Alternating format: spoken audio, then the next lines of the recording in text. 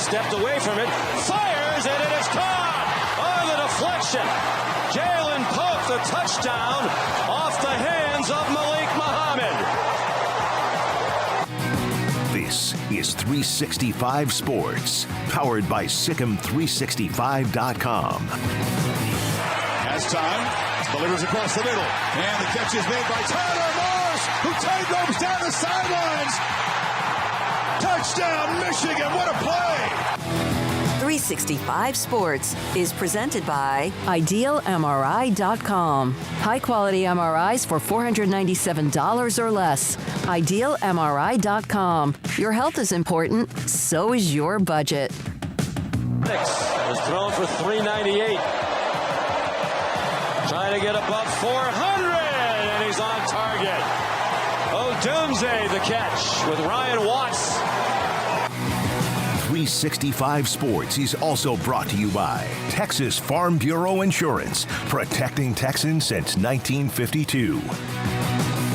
High punt, and it's muffed again and picked up at the 1 yard line.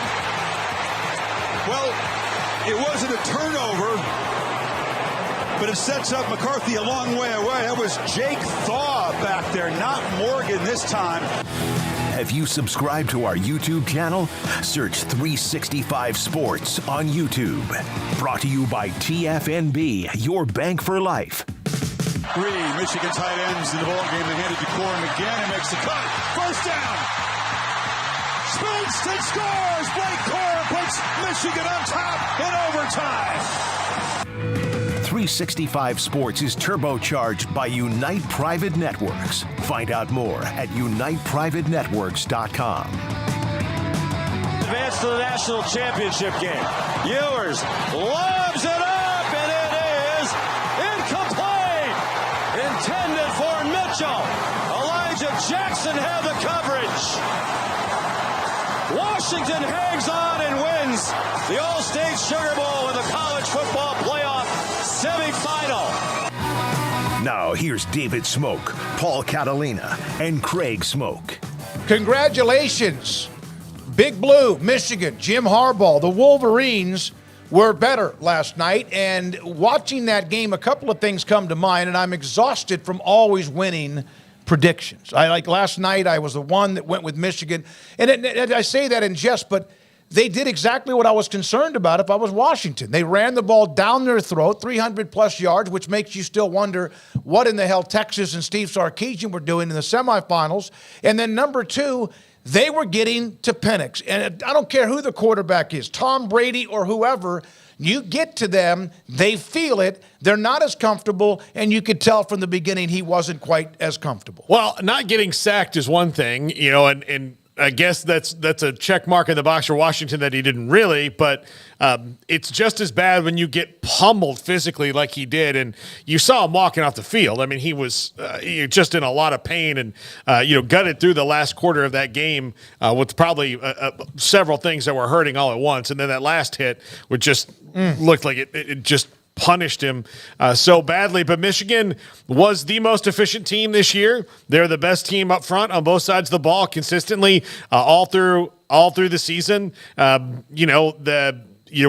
People like me had doubts about their ability to really hang with teams that were super athletic given their schedule, and they didn't really get challenged all that much. But really, you look back on it, they were just better than everybody else. And pretty much start to finish, that's who they were, and they were dominant. And they because of their efficiency and the way that they play, make you pay for your mistakes much more than other teams do. So a team like Washington that can get a little wild sometimes, the team like Michigan makes them pay for their mistakes. Just like Alabama didn't have to pay for their mistakes until the week before, Michigan, because they're so painfully efficient and the little things, they do them all right. They don't have penalties. They don't have turnovers. They don't do those things. So when you don't have those opportunities against Michigan, it's going to be tough to beat somebody like that.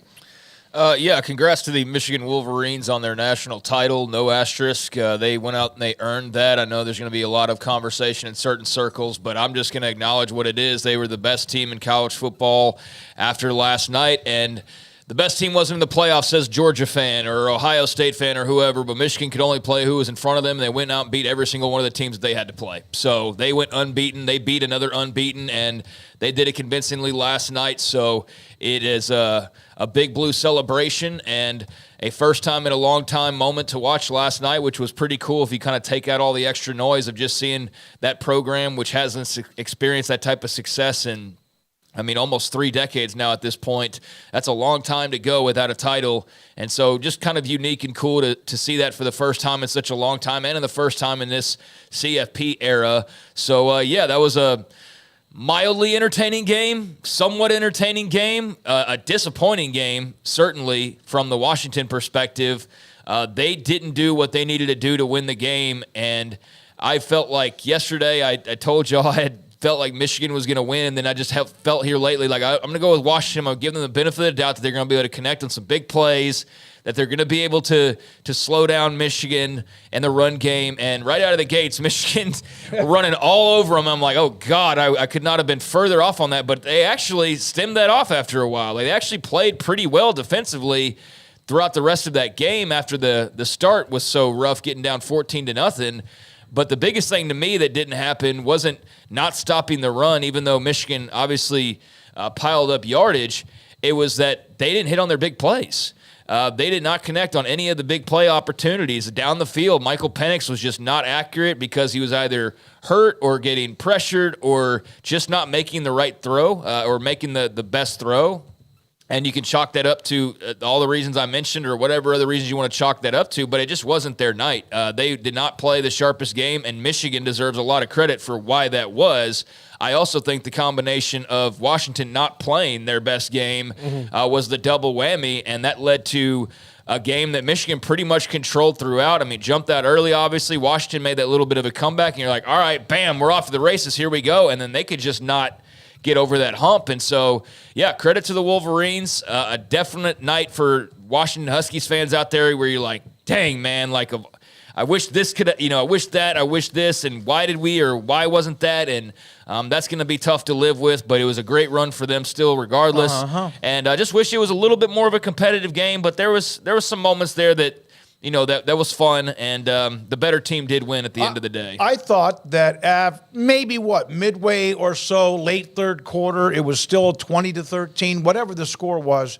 And I thought, Penix is going to hit one of those looping long passes down the sideline, and he did to a doozy, and yet it was a Dunze, but he was called back because of holding, and it was a pretty good grab.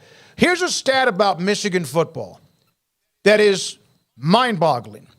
Throughout 15 games this year, they had 5 offensive turnovers. Now, that I don't know how many muff punts or whatever, because they did 5.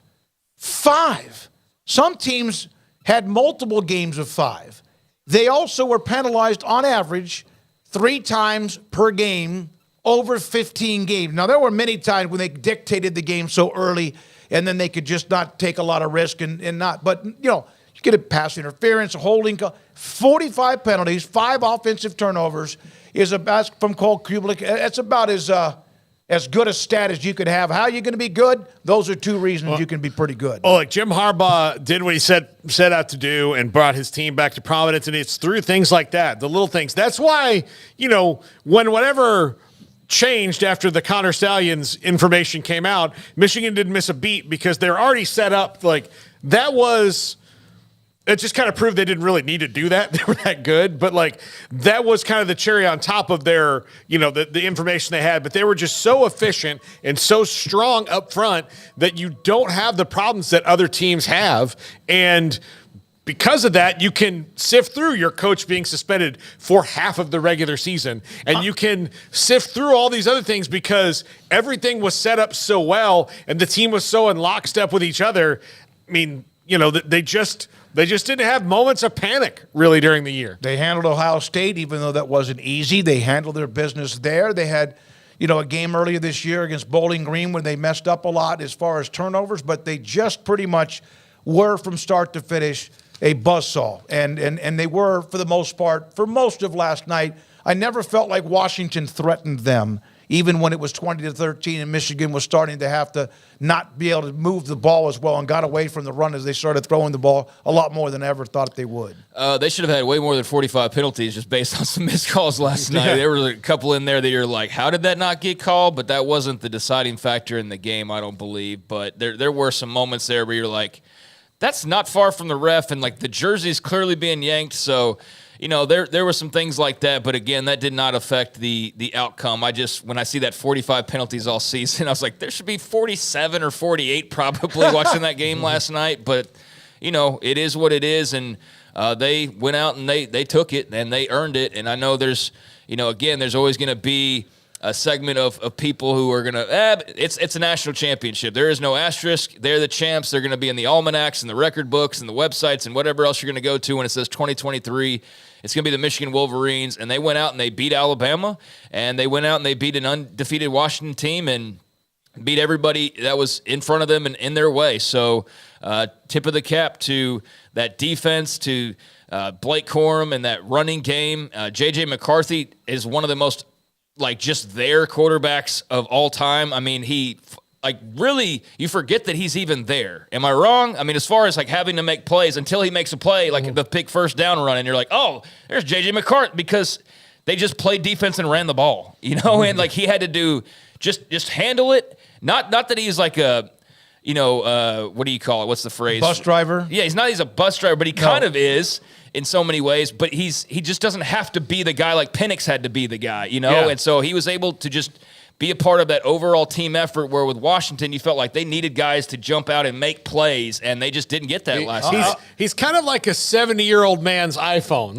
Look, he's not using all the apps. They're not using all the apps, but you can still call him. Yeah. Let me tell you this, though. The run he made when they were down inside huge. their own 10, that he broke away and went for about 15 to 25, whatever it was a back-breaking play. He threw the ball a lot better. There were times when it looks like he was erratic, but he threw the ball a lot better because they could run the ball. Anyone could throw the ball. But there were a couple of plays on that drive, because the next, I think, snap, he went 10 or 12 yards for a first down. He's got that moxie in him. Yeah. And was really, really good. But I was just thinking from a typical national championship matchup, I'm just so used to us going Michael Penix and Trevor Lawrence and all these big-time quarterbacks. And J.J. McCarthy is going to be mentioned with big-time quarterbacks, but he's just not that, the Heisman Trophy winner, you know what I mean? But he's very good at his role on that team, and he's not a bus driver, because I feel like that's a negative kind of a term. He's a better player than that, and his feet came up huge in that game last night. But I was just sitting there thinking of, I can't remember the last quarterback on a big-time team who I just didn't think about as much during the course of a game, is what I'm getting at, because you're thinking about the defense or Corum or who was or more others. of an effective person for their offense, and this is from Paxton, J.J. McCarthy or Stetson Bennett? I mean, Stetson Bennett put up bigger numbers, but they asked him to do different things. Mm-hmm. Yeah. Yeah, I mean, I guess it's kind of splitting hairs there. I don't know. I guess you're like what Paul said. You're asking them to do different things, and I don't mean that as a slight on J.J. McCarthy. No. It's just that I just forget about him until he made the plays that he made, because they were just so efficient doing what they were doing, running the football and throwing it around when they needed to, but just playing solid defense. And he has an electric personality. And it's easy to see why he's a fan favorite and why that team is able to play so well off him and with him. And just that team seems like it gets along. And obviously they've been through a heck of a lot together. So despite the fact that there's some people who immensely dislike the head coach or other facets of that, there's a lot of really likable guys on that team. And I was happy to see a Blake Corum or a J.J. McCarthy be able to celebrate that. Regardless of all the other noise, and man, certainly deserving of it. Put on a really nice performance last night. And it was also good for Edwards to blow open what has been kind of a frustrating year for him. Those two holes that he ran through after bouncing outside were phenomenal. Here is, and we got 2 or 3 topics from this. Sam Kahn will join us at 3:30. Brett McMurphy at around 4:20. Kendrick Simpkins, is a commitment to Baylor from Western Kentucky, will join us at about 4 o'clock today. And we'll have much more. Jake Butt, former Michigan tight end and Big Ten Network, will join us a little bit after 5. Craig's Off the Radar, Paul's Top 5 will also be a part of it. Here is the top 25. Now, initially, the teams that are connected, either now or will be, with the Big 12 to highlight Texas at 3, Arizona 11, Oklahoma and Oklahoma State 15, 16, and then you have Kansas State 18. I put SMU in there because of Texas, SMU at 22, and Kansas at 23. Among that top 25, and I think there's some arguments of who could be where in the top 5. Of course, there always are. Who among Texas, Missouri, Arizona, SMU, or Kansas, in your opinion, outdid their expectations the most? Arizona. That's what I think. I mean, it's like there's not even a question of that. Like people, Jedd Fisch wasn't even expected to make a bowl game. I'm sure there were plenty of people like, well, maybe he's not the guy. Not only is he the guy, Arizona's now going to have to fend off other programs for Jedd Fisch in years to come. Noah Fifita, yeah, it's Arizona for sure. Yeah, I'd have to say Arizona. Nobody was thinking about them being a top 25 type of team, much less a top 11 team as they ended up finishing. So I think that's an incredibly good year for them and a lot of momentum riding into next year they can build off of with their main core players all set to come back, especially starting with Noah Fifita, their fantastic quarterback. But, yeah, that was not on the docket, I don't think, for anybody. Even those who follow Arizona football closely, nobody could have said that they were going to finish borderline top 10 by the end of the year. So massive success for Jedd Fisch, and also the fact they've held on to him through a coaching carousel when his name kind of got thrown out there a little bit. I'm not sure if there was ever anything really serious out there for him, but their coaching staff's already started to get poached a little bit because of the success that they had. And I'm, very much looking forward to how they try to build off that this offseason and get ready for this new conference. But, yeah, I think it's far and away Arizona. Missouri, of course, with a great run up to number 8, and we're around the top 10 most of the year. Now, a couple of notes, Jim Harbaugh from Austin Meek. He was asked whether or not he'd be willing to meet with Charlie Baker of the NCAA about player compensation. I think they know my number. Then Ross Dellinger responded, what the NCAA needs is to convince a group of diverse schools, each with varying resources, located in a different cultural footprints, with presidents, commissioners who struggle in commonality, to agree on a model. It needs consensus from a group notorious for differences. Well, yeah, that's why that nothing ever really gets done in the NCAA because, when you're at the NFL owners meeting and you're trying to determine something, there's 32 owners. And so you're probably going to, bet that 25 of them probably agree because they're all kind of the same, right? And then there's probably a group of 5 that are in the middle, and then there's always the kind of the bargain basement guys that don't want things, and you just have to kind of convince these 2 guys to go along with everything and then move on. And the famous stories about Jerry Jones and Mike Brown, basically like, Mike, shut up, I'll teach you how to do this. Just vote on it, let's go out to the strip club. And then they move on. But when you've talked about college athletics, it's way more than 32. And so you have to get all these people to agree. And, the organizational mission of the Atlanta Falcons and the Cincinnati Bengals and the Seattle Seahawks is all the same. The organizational mission of Stanford and Iowa State and Miami and Kennesaw State and all these other people are all varying degrees of different. And in the NFL, everybody gets the same pie. Yeah, exactly. Everybody gets the same pie. And in some cases, teams in college football do too when it comes to the college football playoff and the payouts to various conferences, but it can be a little bit different. Here's a note from Brett McMurphy, who's going to join us today at 4:20. This was on an article about Harbaugh and winning the national title. This is an Alabama official told Brett McMurphy, look, everyone, and I mean everyone, is stealing signs. Michigan was not the only school doing this. Then added, an industry source, Kansas basketball cheats more than anyone, and they didn't do anything to Kansas. The only pure thing in college athletics is Vanderbilt, and Vanderbilt sucks. That's where college athletic is now in 2024. If you're not cheating, you're not trying, or you're Vanderbilt.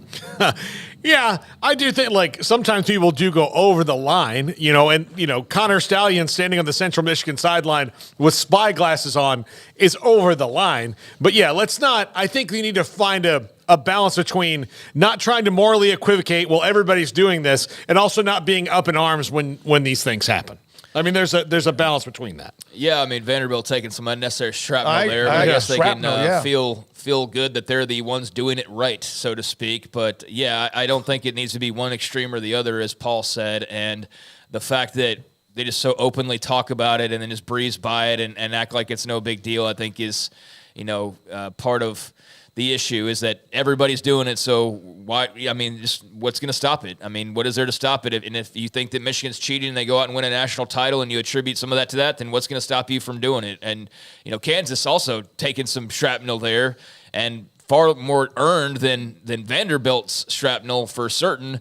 I don't know to the extent of they're cheating more than anybody else, but I know plenty of people who would absolutely believe that and just believe that based on the calls they get at home in Lawrence on every single home game basis. But, yeah, I think it's one of those things where, you can subscribe to the if you're not cheating, you're not trying method, and there's others that try to probably do it somewhere in the middle and others that, I guess are Vanderbilt and try to do it just the right way. But certainly it's all about winning, and that's really what it's all about. And until they, really go out and I guess come to some sort of an arrangement where the punishments are so severe that it wards you off entirely, which I don't know how they're going to do that, then it's just going to continue on. And it's a part of the game and always has been part of the game and probably always will be part of the game is cheating to some extent. And who's just better at it or gets away with it or can handle the in-season suspension and get over it and come back in time to lead your team down the home stretch and go win a national championship. By the way, before we get to anything, I have a prepared statement. Kansas basketball did not deserve that stray from the unnamed person, and they are nothing if not ethical and pure as the driven snow. Oh, my God. My God. Well, I know that's BS. So let's go over a few other notes now, a few transfer portal notes. And here they are. One, Baylor, yesterday evening, Western Kentucky. He's an edge rusher. He's kind of what will play the star position at Baylor, like a safety linebacker combo. Kendrick Stimpkins, he'll join us at 4, committed to Baylor. Gives them much-needed disruption, they hope. They had none of that last year, so he is now at Baylor. I'll give you a note from just doing a little bit of due diligence about what else they would like to have before now in spring drills or at least by the end of the summer. Also, here's a note from LaJohntay Wester. He was someone that Baylor really wanted at wide receiver. He's headed to Colorado. A lot of people wanted him at wide receiver. He is a tremendous talent. He's now headed to play for Dion and the Buffaloes. He's a receptions monster. Pairing him with Travis Hunter and some of the other guys they have there will be really, really good in that offense next year if they can block. By the way, we didn't bring up on yesterday's show that you and I made the Coach Prime documentary. Yeah, well, the show did. Yeah, our voices, I guess, our voices were a part did, of it but too. we made the Coach Prime documentary. So so random. It was very, very. So it was the very beginning of episode 6, season 2. So you can hear our voices on that. But yeah, I think that's a LaJohntay Wester been a great pickup. He visited here. He was going to visit a couple other places, and then when it was like, oh, he's going to go visit Colorado, I was like, well, that's all over with the shouting. You know, that's almost too perfect of a fit for what he does and what they need and what their offense is, or what their offense. I don't really know what their offense is going to be different than Sean Lewis now that he's gone. And it appears that Pat Shurmur, I guess, is going to be the guy. I don't know what they're going to do on the coaching staff. We'll find out. But whatever they do, it's probably going to work on offense if they block better, especially. Yeah, I mean, that's where it'll start. They started off pretty nicely last year and then just completely crumbled down the second half of or even more so than the second half of the season. But that's a really nice pickup for them, and they've got some weapons. They've got some wideouts. That's for dang certain. But, you know, do you have time to get down the field? Do you have time to make the throws? I mean, that's where it will all start and stop for Colorado offensively. And and in many ways as a team next year, because if their defense isn't significantly better, then they're going to have to win shootouts. And so, again, it all stems back to your protection and what you're going to allow your playmakers to be able to do, starting with Shedeur. But he's going to have some fun targets. Travis Hunter at the top of that list, but LeJontay Wester, a guy that a lot of people wanted, as you mentioned, and a very productive guy. So I think that's a great pickup for Deion. And they're going to have another monster transfer class, I assume, and we'll roll into the Big 12 with a little bit of a chip on their shoulder after what was a very disappointing season, given how it started off and given how it went the last several weeks. So, yeah, they're going to be geared up and ready to go, and they're going to have some talent. So, yeah, LeJontay Wester's a big part of that. Well, they signed a bunch, transfer portal and otherwise, offensive linemen, which they needed to do. Former Baylor tight end Jake Roberts headed to Oklahoma. They're one of the schools, Michigan, that big catch by the tight end, especially late in the game. He's a beast. One of the schools that uses the tight end, no matter who's been the head coach, maybe as well as anybody else in the country. He's an Oklahoma native, for one, so they were familiar with him. And for two, he has a stud younger brother, and that's as much of the celebration for Oklahoma landing Jake Roberts, with all due respect to his commitment, as anything else. And I base that off of the many reactions I saw to the news that he committed. Was like, where does this put us with Nate? Where now we go get his brother? Like, woo-ha, we're going to get another that was like the first handful of reactions that I saw in perusing around various threads and whatnot. So, yeah, I mean, he's a solid player. We didn't really get to know him very well down here because it was just a year and he was gone. He got here from North Texas and then was here, and they had the season that they had, which he was a major contributor, but didn't have like giant numbers by any means, but definitely saw the field quite a bit. And I felt like towards the end of the year was starting to get a little bit more involved in the receiving game. But yeah, that's a dream come true, I'm sure, for a family from Oklahoma as to go suit up in the crimson and cream. And I could tell that as well by the reaction of just, what that likely means for the Roberts family. So, a nice get. I'm not going to huge pickup every single recruit that goes in the transfer portal, but I think it's a nice get, and I think it could turn into a huge pickup if you get his younger brother here in the very near future as a result of that. All right, one other note, and this is one of the bigger names and probably the biggest name that was on the free agent wire, so to speak, is Quinshon Judkins. Didn't take long. Ohio State University. I think this came not soon after Michigan wrapped up a national title. Look, if I'm going to take a visit to Ohio State and try to, again, up my NIL value, what better time to get them to pay me to help them to win games than the day that Michigan is winning the national title? That is, listen, whatever happens with Quinshon Judkins, I'm going to tell you, as a businessman, that is a savvy move there. That, you go to the biggest competition and say, like, listen, you see how Blake Corum is scoring all those touchdowns? I think I can do that here for you in this lovely city of Columbus that's way better than Ann Arbor, Michigan. Don't you think, guys? I think it can help you out, but that's how much it's going to cost. And then they're probably like, whatever you want. Yeah, I wonder if he got another zero or something thrown on the end of whatever his offer was, or another $10K or something. Yeah, who knows? But he only had so many options that were going to be a bigger step up than where he was, as we've outlined quite a bit over the last couple of shows. Given the trajectory of Ole Miss, given what they're bringing back, given what they went and got in the portal to address issues or holes or just weaknesses, they're setting up for a national title run next year. I think that's pretty clear that they're going all in, and for him to depart in the midst of putting that together was just very strange. And you wonder, how many schools can he go to where he'll still compete for a national championship, make big NIL, one would think, and be on a big stage, and he's on a bigger one now. He's absolutely at a bigger institution with a bigger platform with the Buckeyes. But Ohio State, Ole Miss, they'll be really good, and he could have been a nice part of what they're gonna have next year. But I still think they'll be fine without him. But I do think he's a really good running back that instantly makes Ohio State better. Not that they've not had their fair share of good running backs, but he's pretty dang good. So I think that's a really nice pickup for Ryan Day and the Buckeyes. All right, we need to break for Sam Khan.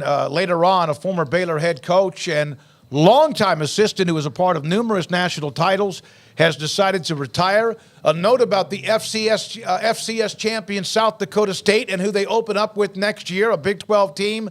Much to get to. Sam Khan Kendrick Simpkins, also Brett McMurphy, and Jake Butt, college football analyst and or players, and this is 365 Sports. Stonewood Dental, Robinson, Texas. Haven't been there in a while, and that's good news because there was always something for me to update, upgrade, or get fixed because for many years I didn't take care of my dental work the way that you need to do other than just the obvious of you brush your teeth, etc. And I would floss and I'd use those little things in between my teeth, but it was a wreck and I've paid for it, literally paid for it. But what I am thrilled about is the fact that I got to know Dr. Steve Childress and Stonewood Dental and his amazing staff because they have been incredible, methodical in helping me have my dental work be better than ever before. And that's saying a lot because of where I've been. Stonewood Dental is in Robinson, Texas, from anywhere the simplest of teeth cleaning. If you have a cavity, if there's a root canal, if you need a tooth pulled, if you need very serious dental work, he's the guy, along with the rest of the dentist in his building and also his great staff. Stonewood Dental, Dr. Steve Childress in Robinson, Texas. Drive into the new year with confidence and excitement during the Start Something New sales event at Allen Samuels in Waco. Get incredible deals on our entire selection of new Ram trucks, Jeeps, SUVs, Chrysler sedans, or a sporty Dodge. Get more for less guaranteed. More value, more selection, more service, more trade-in allowance, and even more competitive financing. Hurry in and start 2024 with a bang. Shop the greatest selection of inventory in Central Texas at Allen Samuels in Waco. In-store or online at AllenSamuelsDCJ.com and make it unforgettable. Pioneer Steel and Pipe opened their doors in 1943, and they have never wavered with their focus on great product and customer service, relationships with a handshake, making sure you, the customer, is satisfied. Their new facility is now twice the size, allowing new inventory, higher quantities, and in a much more organized fashion.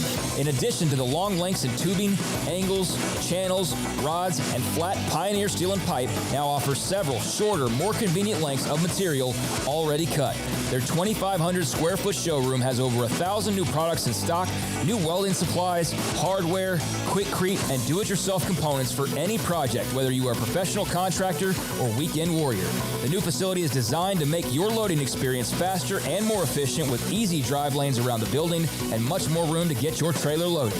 Our location may have changed, but our values haven't, and our relationship with customers goes much farther than just business. Pioneer Steel and Pipe on Loop 340 and Highway 6 and just east of I-35 in Waco. Automatic Chef Canteen is a full-service micro-market vending and office coffee provider with state-of-the-art vending equipment, a wide variety of products, and offering custom-fitted micro-market vending office coffee solutions for your employee break room. You want a full break room solution and a workplace oasis? Well, Automatic Chef Canteen, locally owned and operated for over 50 years in Central Texas, also includes in-house mechanics on call 24/7 for fast, reliable service and maintenance. Automatic Chef Canteen, 6900 Imperial Drive in Waco, or online at automaticchefcanteen.com. Looking to connect with Baylor alums in your area? Baylor Alumni can help. Looking to host a watch party in your city? Baylor Alumni can get you started. Want to step out in your community and serve with other alums? Baylor Alumni is your connection with the university and each other. Let's get started. Learn how at baylor.edu/alumni.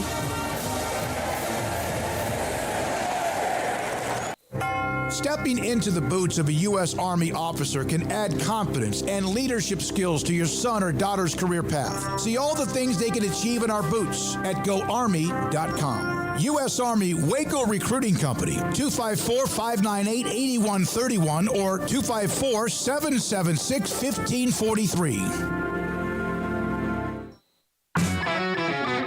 This is 365 Sports. The 3 o'clock hour is sponsored by Waco Custom Marketplace. Meats, sweets, Texas treats, and a cut above the rest. 425 Lake Air Drive, Waco.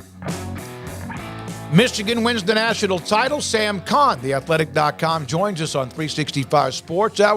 Sam, there was a moment, maybe sometime a little bit during that third quarter when it was up for grabs, but in the end, Michigan just put their stamp on it. Your thoughts about overall last night?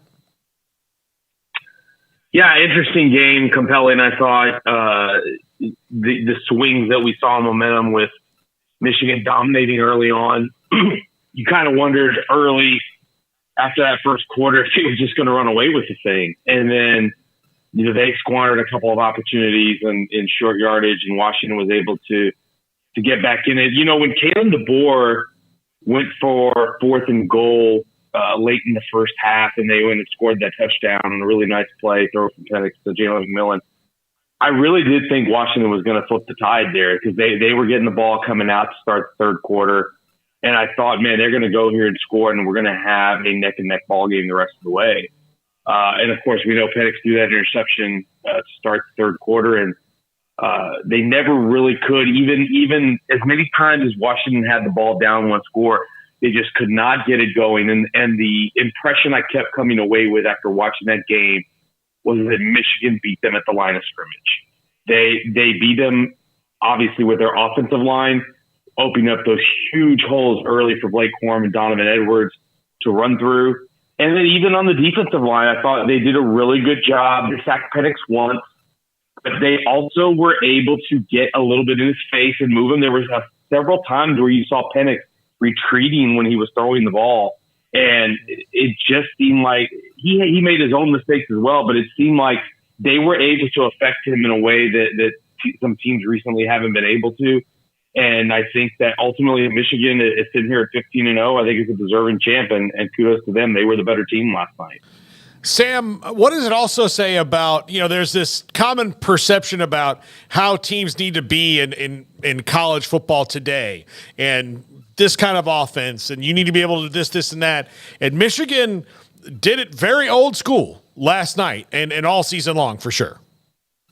Yeah, I think sometimes we overthink this, and I'll include myself in this because I'm a guy who has grown up in Texas watching the revolution of offensive football. 7-on-7 sprouted here. The air raid really took off here, even though it was born really at Iowa Wesleyan. It really took off at Texas Tech when Mike Leach did it there, and the high schools here too. The Big 12 has kind of been central for schematic revolution, but the game still comes down to blocking and tackling. And guess who blocked and tackled the best last night and blocked and tackled the best a lot this year? It was Michigan. And we think of these teams too, not just from a schematic standpoint. Like J.J. McCarthy is not a guy who you considered at any point this year as a Heisman candidate. So you do the fact that they won a title with him, and I think he's a very talented quarterback, and I think he'll have a pro future. But he wasn't of the level of Michael Penix. And he's not the level of Drake May or Caleb Williams.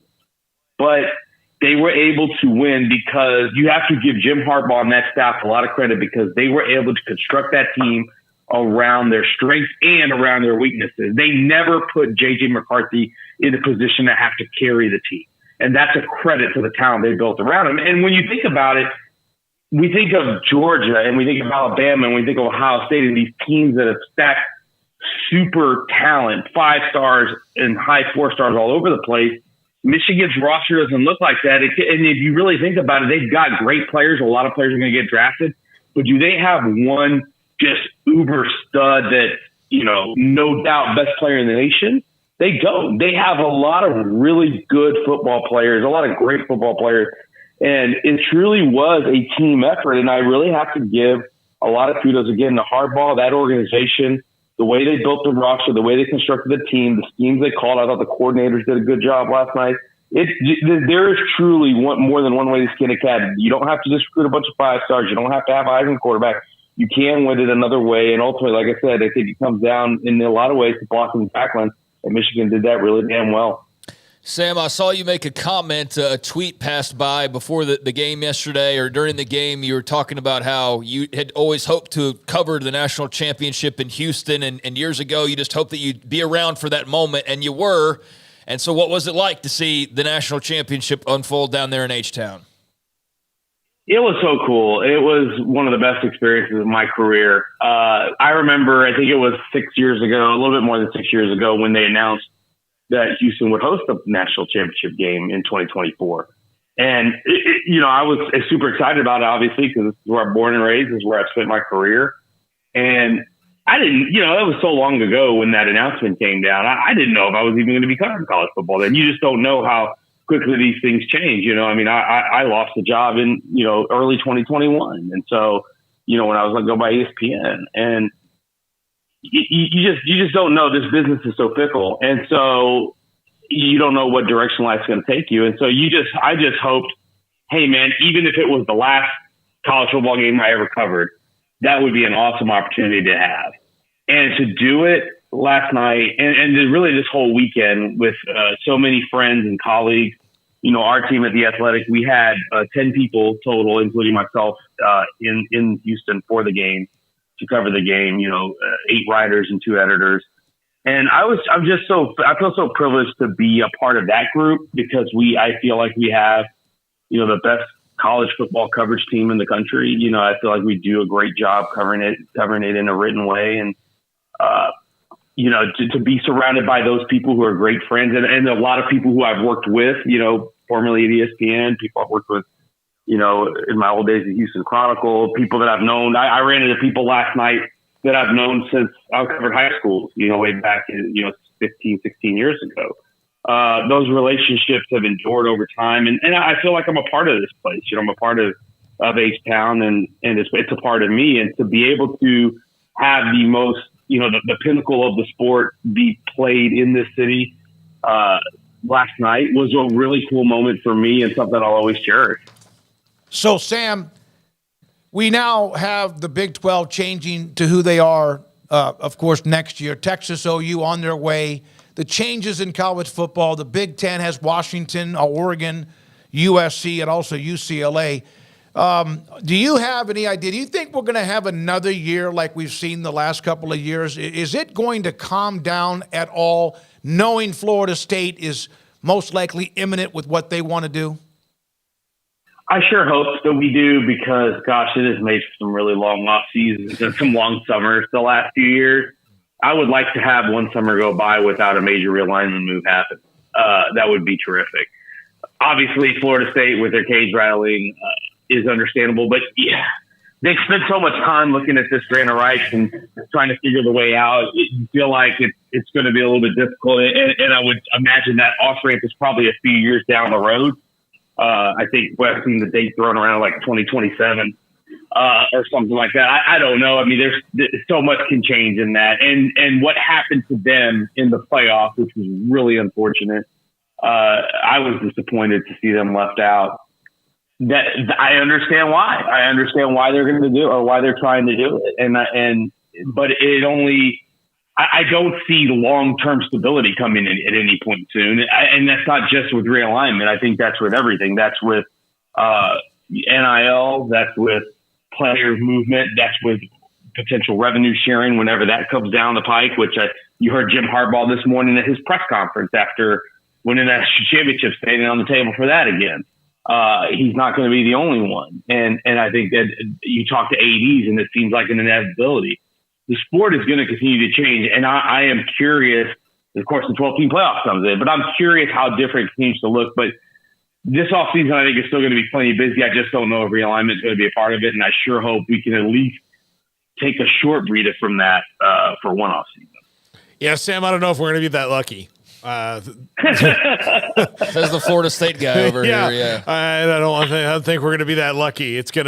This one's going to be, and like, here's the thing: you asked for that, and this one might be the weirdest one of all, given everything that has to happen. And the thing is, gosh, the conferences are already so mangled at this point. I just don't know what it all looks like at the end. That's kind of where I am now. Is I want to see what just show me what the end game is. Show me what we're going to get to at the end. And so I can understand what this is going to look like. But I will say this. I am excited about the 12-team playoff next year. I thought it was good that we had new blood in this year. And I do think that is a positive change for the sport. How will it affect realignment or will it impact that? I don't think so because those decisions are made well beyond just the playoff. But I do think it is going to be cool to see that. And I even heard, my friend Ari Washington, David Oven this morning talking about it and talking about, hey, who could be the 12 teams in it next year. I think that's going to be a lot of fun to think about as we do our preseason previews. We're no longer going to be picking a top 4. We're going to be picking a top 12 and figuring out who's going to be the group of 5 team that gets in, who are some of the dark horses that could come and win a conference and earn one of those automatic berths. I think that is going to be really cool. And for all the angst that there has been about realignment, when you do look at the schedule, there are going to be a lot of really good games. And that is good for the sport. It is good to see more quality games and not schedules where teams only get tested twice the whole year. Congratulations on that dream you had 6.5 years ago and what you were able to do. I saw that picture that Craig brought up as well. That's awesome. You do a great job. The staff does. I've mentioned it's the one that I have a subscription to, and it's not because you're on the air, but I do. It's a hell of a season. Michigan, how about this stat? Garrett, I'm not sure if you've had time. This is a stat about Michigan. They're the first national champion, Sam, to lead at halftime in every game since Miami's dominant and maybe greatest team ever in 2001. Yeah, it was impressive. When they played Alabama in the semis and they were trailing, I remember them flashing that graphic up that was the first time all season they had trailed in the second half. And in some ways, it almost didn't surprise me because we saw how they dominated. And some of that, again, was a function of schedule. Let's not lie. Their schedule was pretty poor in the first half of the season. But down the stretch, they had a lot of tests, and I thought they stood up to them. And every time you thought, hey, somebody might get them. And, even as I just talked about J.J. McCarthy, even though his passing numbers were not great, I mean, he threw for 60 yards against Penn State.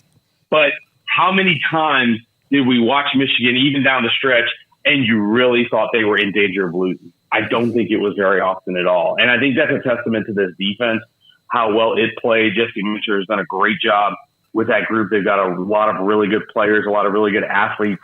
And gosh, you look at what they did to that Washington offense last night. I mean, that's the fewest yards per play that Washington has averaged all season long was last night.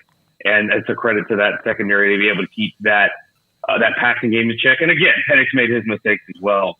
But it is a show of dominance from a Michigan team, 15-0, a very deserving champion without question. The right tackle for Washington had a tough night. Hell of a player. Roger Rosengarten, throughout the year, had 610 pass block snaps, 0 sacks allowed, and 2 quarterback hits, and that was nearly tripled last night in the game against Michigan, and he's a heck of a player, the right tackle. He allowed numerous hits, of course, on Penix. Everybody did, but that's how dominant Michigan was in their front seven, getting after Penix. Sam, thank you very much. Appreciate it. Have a great rest of your week. Rest that voice, and we appreciate your time. No problem. Thanks, guys. Y'all take care. Sam Kahn, theathletic.com, with us on 365 Sports. That's an unbelievable stat. 610 snaps, pass block snaps, no sacks allowed, 2 quarterback hits, and I bet it was probably at least a couple of sacks, maybe 3 or 4 hits, couple of holding calls, and whatever else happened, and it's Michigan getting after Michael Penix. They were just so vicious at the point of attack all night long, all season long, and that's how you build the teams. And look, we can go back through, the national champions, especially, I'll go through the last 30, and I know it's all about the quarterback, and everybody says that, but I promise you that I can go 30 for 30 that this was. Most of them had the best offensive and defensive line in the country, and that's why they won. Yep. Yeah, it was a pretty dominant performance in a lot of ways by Michigan, and they set the tone right out of the gates pretty early on. I mean, then hitting the big plays they did on offense in the run game, and then just getting after Penix and making him uncomfortable. They did exactly what they set out to do, and that lasted pretty much throughout the game. And the moments where there were like little bursts of light for Washington to go and try to grab hold of or take advantage of or slip through, they couldn't connect for the most part. So, yeah, Michigan made life hell for Michael Penix last night, and I think of all the outcomes, certainly watching him basically by himself fight off painful tears, not only from losing the game, but from whatever injury he was suffering from as he kept grabbing his side. It looked like it was ribs or whatever the case may be.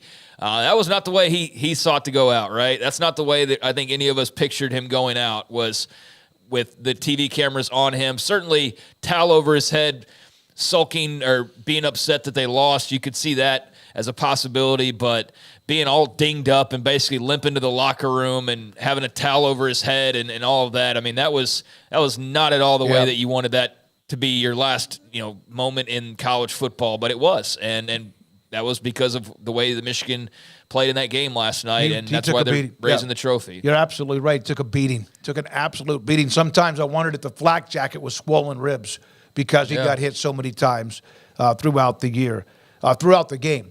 One thing I want to maybe underrated about Michigan, we come back, we'll have Kendrick Simpkins from Western Kentucky headed to Baylor at 4 o'clock. I thought Michigan's secondary tackled incredibly well, and maybe they did all year long. Washington, even when passes were completed, they didn't get any action. Very rarely did you see yards after catch. You didn't see that very much. The tackling from the corners and the slot defensive backs, the nickels and dimes, whatever, I thought they tackled incredibly well in the open field when it was one-on-one.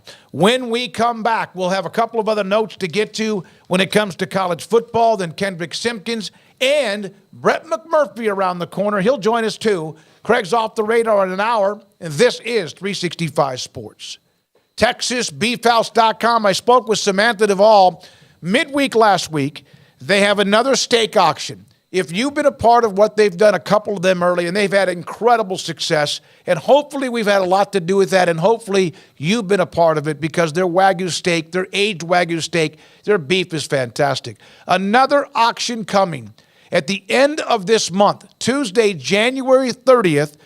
Bid in person or go online. All Wagyu steaks are now offered in their auctions coming up January 30th, so be prepared for that. You can be in person, or you could also bid and be a part of it online. No hormones, no antibiotics, no steroids, premium grade East Texas aged Wagyu beef. Texas Beef House provides quality farm-raised Wagyu beef.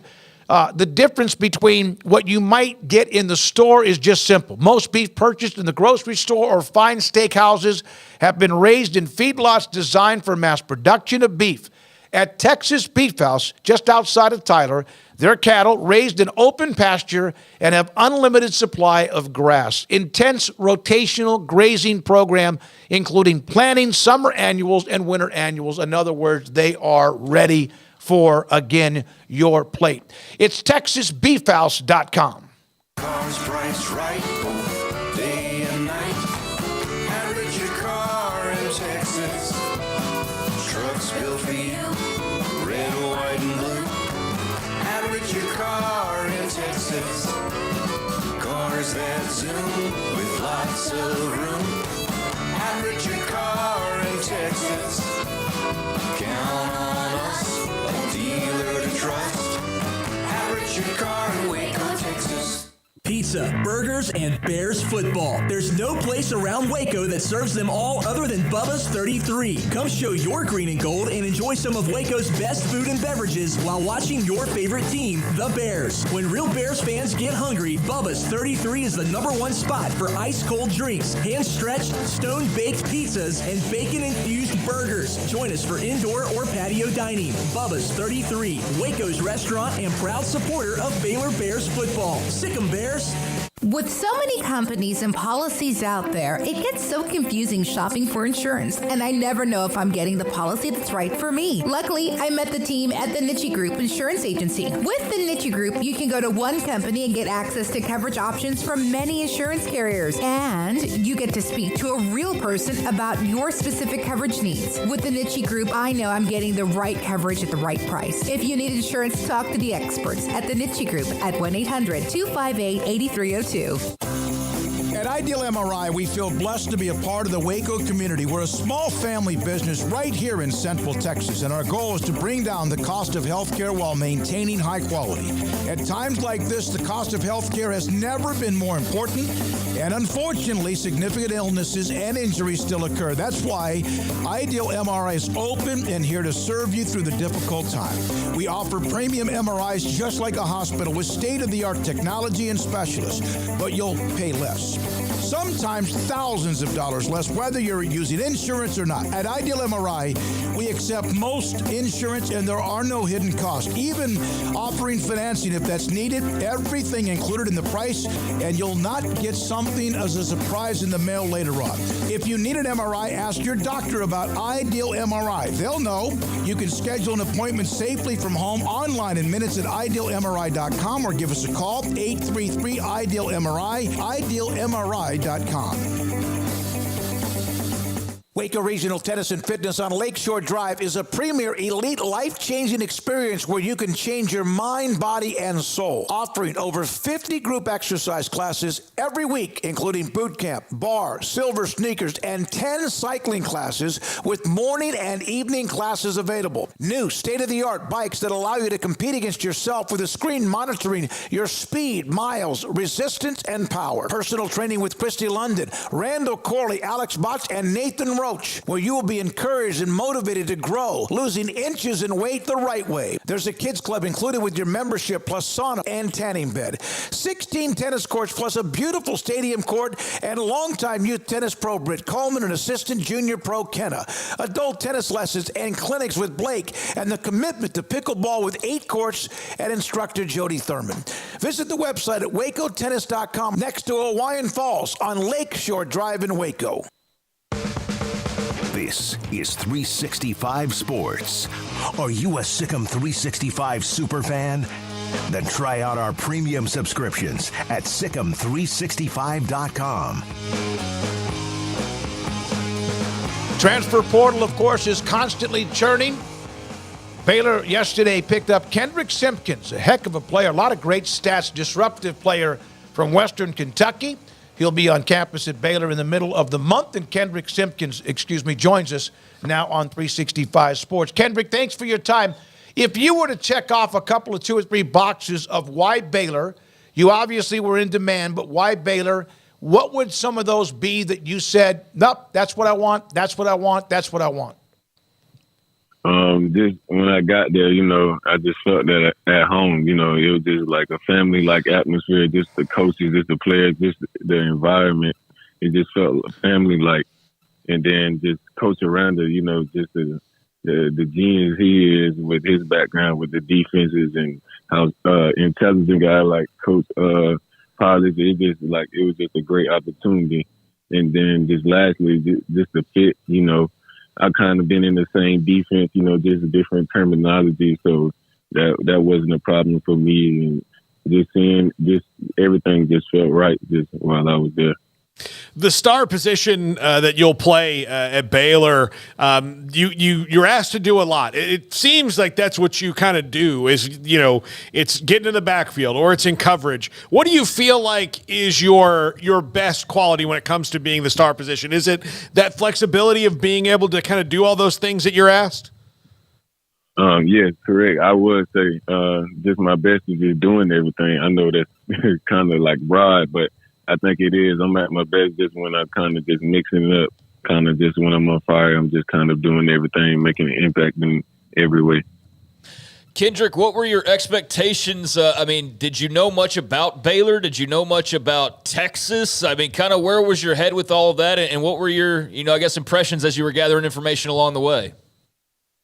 To be honest, I knew about Coach Aranda, but I didn't know too much about Baylor or Waco, Texas. I know about Texas, but of course I had to do some research there. But Coach Aranda, with him being at LSU for the many years, of course I knew who he was. So just once I got the offer and we had conversation, I kind of already knew I was going to give those guys a visit regardless, just because of Coach Aranda. When you came out of high school and ended up at Western Kentucky, I would think that probably you and hey, by the way, the Hilltoppers have a nice history and tradition in college football, but I'm sure that there was a dream to maybe one day play at a Power 5 school, and maybe there wasn't, but I'm asking you, is that something that was always out there for you to scratch that itch, and that's why also the opportunity at Baylor? Coming out of high school, I did have a couple of Power 5 offers, so it was kind of like big for me, but I had the opportunity at Western Kentucky, and it's been great. So over those years, I kind of didn't care. Even through this process, I didn't just put off, any teams that weren't P5. You know, I was open to everyone. You know, it was about the fit and just situation. So Power 5, I would say I went, of course, like high school wise, I was crazy on it, but just coming and being older now, it was more so just a perfect fit. Just, you know, about more so those things, not the Power 5 level more so. So now that you're committed, do you start going and watching film of other guys to kind of learn things? Like Jalen Petrie played your position at Baylor. He's in the NFL now and doing really well. How do you kind of prepare for it before you hit the ground? When I was on my visit, that's actually the only guy like I watched. You know, they made some comparisons to Jalen Petrie. They playing using me the same way. So yeah, I will watch him and just trying to get the defense whole as a knowledge, just the terminology and those things of a nature. Just trying to get the terminology and then kind of watching guys like him and then seeing how everything go. Kendrick, where did your love for football start? Where did that come from? My love for football, I would say just growing up, you know, my uncles and just cousins and everyone just was playing football. So I kind of just grew up around football, everyone playing football. So that's just how that started. And I just ended up loving it and just taking off with it. Did Coach Aranda, Coach Palage, and others on the defensive side of the ball, when we talk about the star position, and you brought that up, Jalen Petrie was an All-American. He's now doing well at the Texans. They have been looking for a replacement for him. But you don't replace Jalen Petrie. He's that kind of good player. Was that in the conversation, the disruptive? You had 11 tackles for losses, 7.5 sacks. I watched video of you, 4 caused fumbles on what you looked like quarterback strip sacks. Was that something that was like hammered into you of what you can do and what they need? Yes, most definitely. The same way that, like I said, I know the stats are a little bit different and on different levels, but just looking at his years and his stats, it's kind of like just add up and just some of the plays he's made is kind of like similar plays. So they did definitely, of course, that's big, but of course I'm going to come in. I know what they're saying, the role that they need and the impact that they need, but I'm going to be every bit of Kendrick Simpkins, you know. Mm-hmm. Of course, I'm a model Jalen Petrie, but yeah, that's the role they want to be, but I'm going to be every bit of me, and I just want to come in and gain everyone's trust and get started. Kendrick, you're from Montgomery, Alabama. Alabama has very famous barbecue. You're in Texas now that also has very famous barbecue. Will you have like a taste off? What will you do? Yeah. I think I might have to do that. I might have to get some spots recommended to me in Texas and have to try that out. Well, they got plenty of options for you, and a lot of them are sponsors of Baylor Athletics, so you'll have plenty of options, including one of those that we have in Rudy's Barbecue. Now, your mother, I talked to Adonica, and she said she's still to this day, and this is what moms do, my little baby. When she says that to you, do you light up? What's that mean to you? You know, I'm a mama's boy. You know, my mom is everything to me, you know. So she's very important to me. She's always been in my corner. And, you know, of course, that's my mom. But just even with football, you know, even with this process, you know, and even high school, she kind of just gave me the football part and, you know, the academic part and the other part. She put trust in me because with the football part and, you know, she handled all the academics and make sure I was big on that too. So, you know, that she's everything to me. Well, that's that military that she's a part of the Air Force, a veteran of the U.S. Air Force, correct? How much of that, even though you were like 2 when she was off overseas in some of those, I guess, wars in the Middle East, how much do you think of that has rubbed off on you?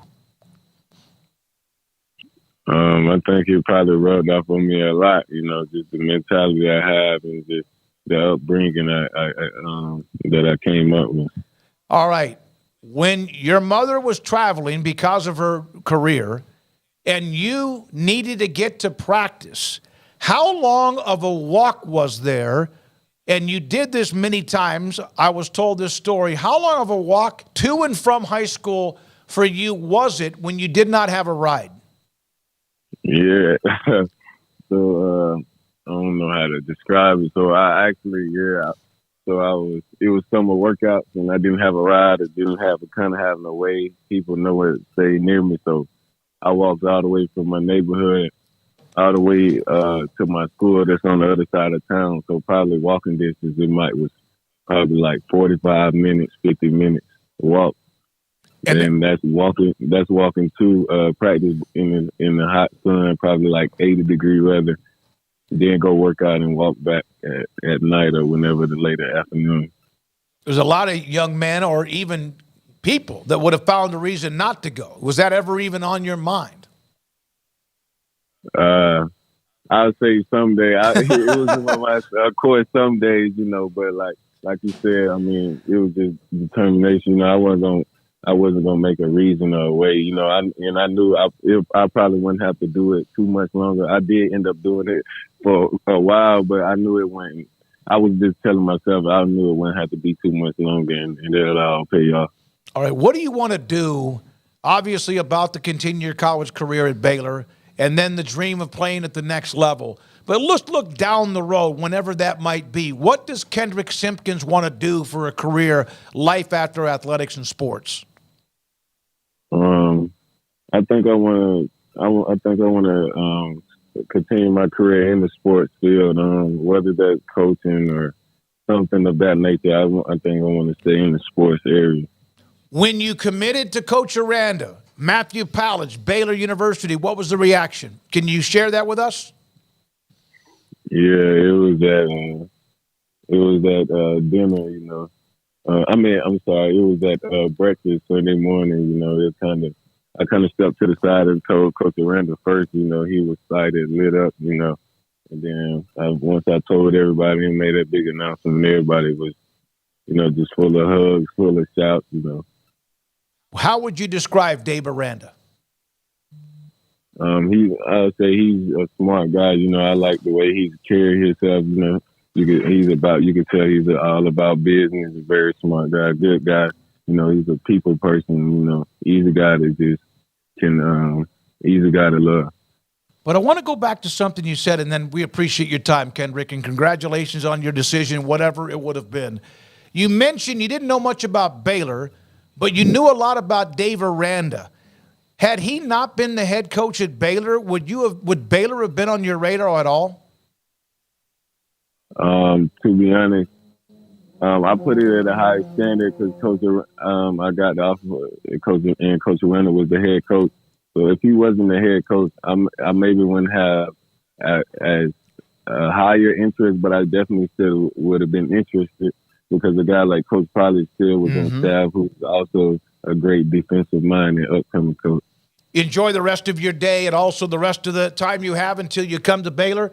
Get on campus. Kendrick, great to have you. Baylor fans are excited for what you can bring to the defense, and I'm sure the coaching staff is as well. We appreciate your time, and thanks for being a part of the show. Thank you, guys. I really appreciate it, and I can't wait to get to work. Yes, sir. Kendrick Simpkins from Western Kentucky, now Baylor. It says safety. It's that star position that kind of comes from different directions. And I don't know, my God, I used to call Jalen Petrie like the bullet because he came from different directions, pressure, coverage, whatever. And obviously they hope that Kendrick Simpkins can give them something on defense with what he does. I mean, if he can be anything like Jalen Petrie, then that's a win. But that was a position that did not really have much success last year or the last couple of years, and they've been searching for somebody to answer that call and fill in that role. And so it seems that Kendrick Simpkins is the guy that they're eyeing to do that. And so I'm very much looking forward to hearing more from him and seeing more of what he can do, but seemed to be a pretty nice pickup. Won't say huge. Every transfer portal pickup's a huge commit, but I do think it's an important one, and it could potentially turn into a huge pickup based on the way that he plays this year. But they definitely needed to address that star spot and just the defense as a whole and the secondary as a whole. I think outside of your young corners, you're looking everywhere for help and for improvement. So that one's like a triple whammy given the importance of that position. So, yeah, I think that's a nice get, and hopefully he, pans out, is able to stay healthy and have a great career. Sounds like got a good head on his shoulders, and looking forward to, like I said, checking more of them out. Just a couple of notes about this. So if you look at what the defense has brought in, the offense has obviously got DeQuan Finn among others, but what the defense with Lola Hea, the defensive tackle, Keaton Thomas, the junior college linebacker, Simpkins from Western Kentucky, Cam Jenkins, who's coming in. That's Caden Jenkins brothers, who was a star among the very few that Baylor really had that stood out last year. And so he's on his way in. I think if you asked Baylor, if you wanted to say, okay, one more box do we need to check off, they would still love to get that jack position, another body in that jack position, which is a combination of defensive end, outside linebacker, and so always working on the possibility of that. But they feel pretty good, I would think, about where they are right now. JUCO and transfer portal, the combination of players who can help them, they hope, very quickly. When we come back, Brett McMurphy, he was in Houston, national columnist from Action Network HQ. Couple of nuggets, his thoughts about Jim Harbaugh, the future of Jim Harbaugh, and more. And this is 365 Sports. Pioneer Steel and Pipe, 1943, they opened up their doors. And then last December, not like just a month or so ago, but a year or so ago, in December of 2022, they opened up their brand new facility that's just amazing. It is huge, and it is spectacular, and it is state-of-the-art. And what it's done is taken a company that was in the backbone of 1943 and what they did in the same location for years, decades. And now they have even better than what they had, and they had a bunch of good. The distribution time and what you need when you go by and pick up, we're talking heavy product, pipe, steel, and metal. You have 18-wheelers, trailers, pickup trucks, or more. More bays for you to get what you need, what you ordered, what you need to take to the construction site, commercial or real estate, and they're there for you to make sure they get. And all the lengths of the product, there's not just the one standard length. There are numerous different lengths, so you don't have to worry about cutting it or taking it somewhere else to have them do it. You can take it straight to the site. It is from the backbone of taking a handshake and saying, yeah, look somebody in the eye. You're a customer. They're the business. They want you not one time. They want you forever until it's the next generation of whoever you are. When it comes to pipe, steel, and metal, construction, Pioneer Steel and Pipe, pioneerboys.com. Developed by Startup Waco, a nonprofit organization, GXG is a program designed to support the entrepreneurial development of Baylor University student-athletes through NIL activations. The program helps student-athletes maximize their platforms and offers a comprehensive support system for them to create and grow new businesses that not only benefit themselves, but also uplift the local economy. Fans who wish to support student-athletes can donate to GXG via the GXG NIL Fund, BaylorBears.com/GXG. Contributions to support NIL activations through GXG can be made at BaylorBears.com/GXG. For more information, follow @GXG_GreenXGold on social media and visit the official website www.gxg.startupwaco.com. GXG, empowering student-athlete entrepreneurship and uplifting the local economy through NIL activations. When we moved to Texas, we were like fish out of water. We didn't know anyone in our neighborhood until our Texas Farm Bureau insurance agent came to the house. She was so helpful and reassuring, a friendly face with that Texan hospitality I'd heard about. When we purchased a Texas Farm Bureau insurance policy, we knew we were making the right choice. We knew our family would be protected.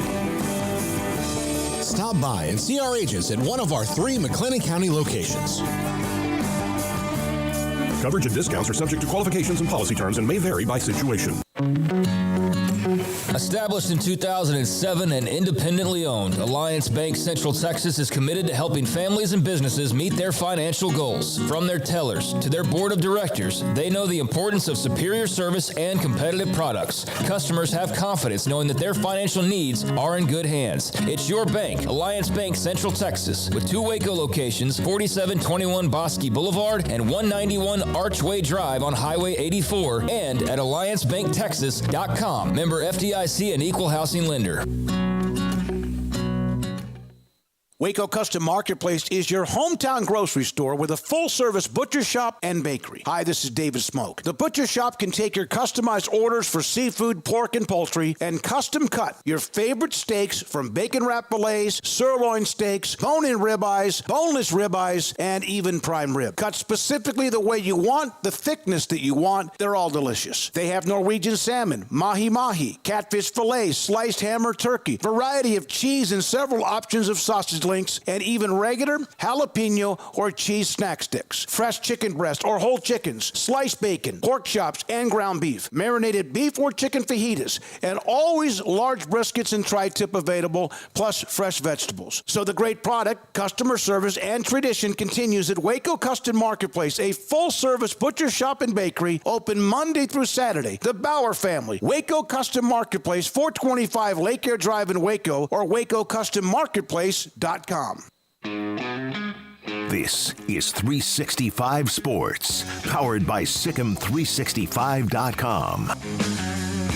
The 4 o'clock hour is sponsored by Boozer's Jewelers, the wedding ring store, specializing in custom jewelry and repair, all in-house. Now here's David Smoak, Paul Catalina, and Craig Smoak. Around the corner, Brett McMurphy, who was there for the game last night, Michigan's win against Washington to win the national title. But here's a note from Ross Dellinger. Yahoo Sports, this is already set in stone. Next year, if this was, this is next year, the first round games will be December 20th and 21st. So this coming, today and tomorrow would be the semifinals this upcoming year, college football season. Championship game moved back a little bit. It was January 8th last night, January 20th in Atlanta. But it would be today and tomorrow, after all of the others, when we would be watching the semifinals in the Orange Bowl and also right up in Arlington in the Cotton Bowl. So Inauguration Day next year. No, it's election year. Never mind. 2025. It'll be the Inauguration Day, January 20th. So I personally would like to see this all moved up a week. I don't like leaving 2 weeks between the championship game and the first round. I'd rather just get into it. I know that this is probably like the slow adjustment to, changing the bowl system, but I would rather see this all moved up a week. And I know that part of this for those who are playing an extra game to get a little bit of a break compared to those who have been sitting around with a bye? No, I don't think it is. Okay. I think it's because of the middle one on January 1st. Oh, I think that's why it is right there. Okay, so there you go. That's why it is, at least this year. And I do think ultimately that will change. But I think because the Rose Bowl is a quarterfinal game, that this was why we have this. I just would like to see it moved up a little bit more. That's personal to me. Well, I mean, there's also teams playing in extra games, so I do think you got to give them a little bit of something. I mean, the fact that there's already a bye for the teams that are the top four, I think is kind of BS. Yeah. I mean, there's a lot of people that's an opinion that's very extra split. Game. But I mean, it's a whole extra game you have to play, and I get that you want to reward the top four, but when it's already so subjective as it is, like who's to say that you don't,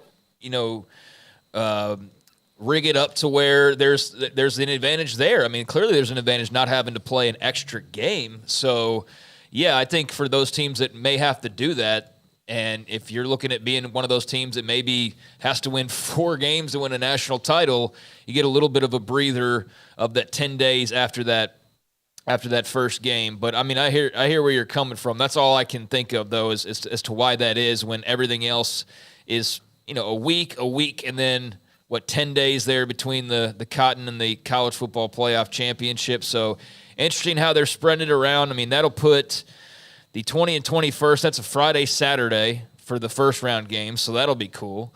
Then the 31st is on a Tuesday, and January the 1st is on a Wednesday.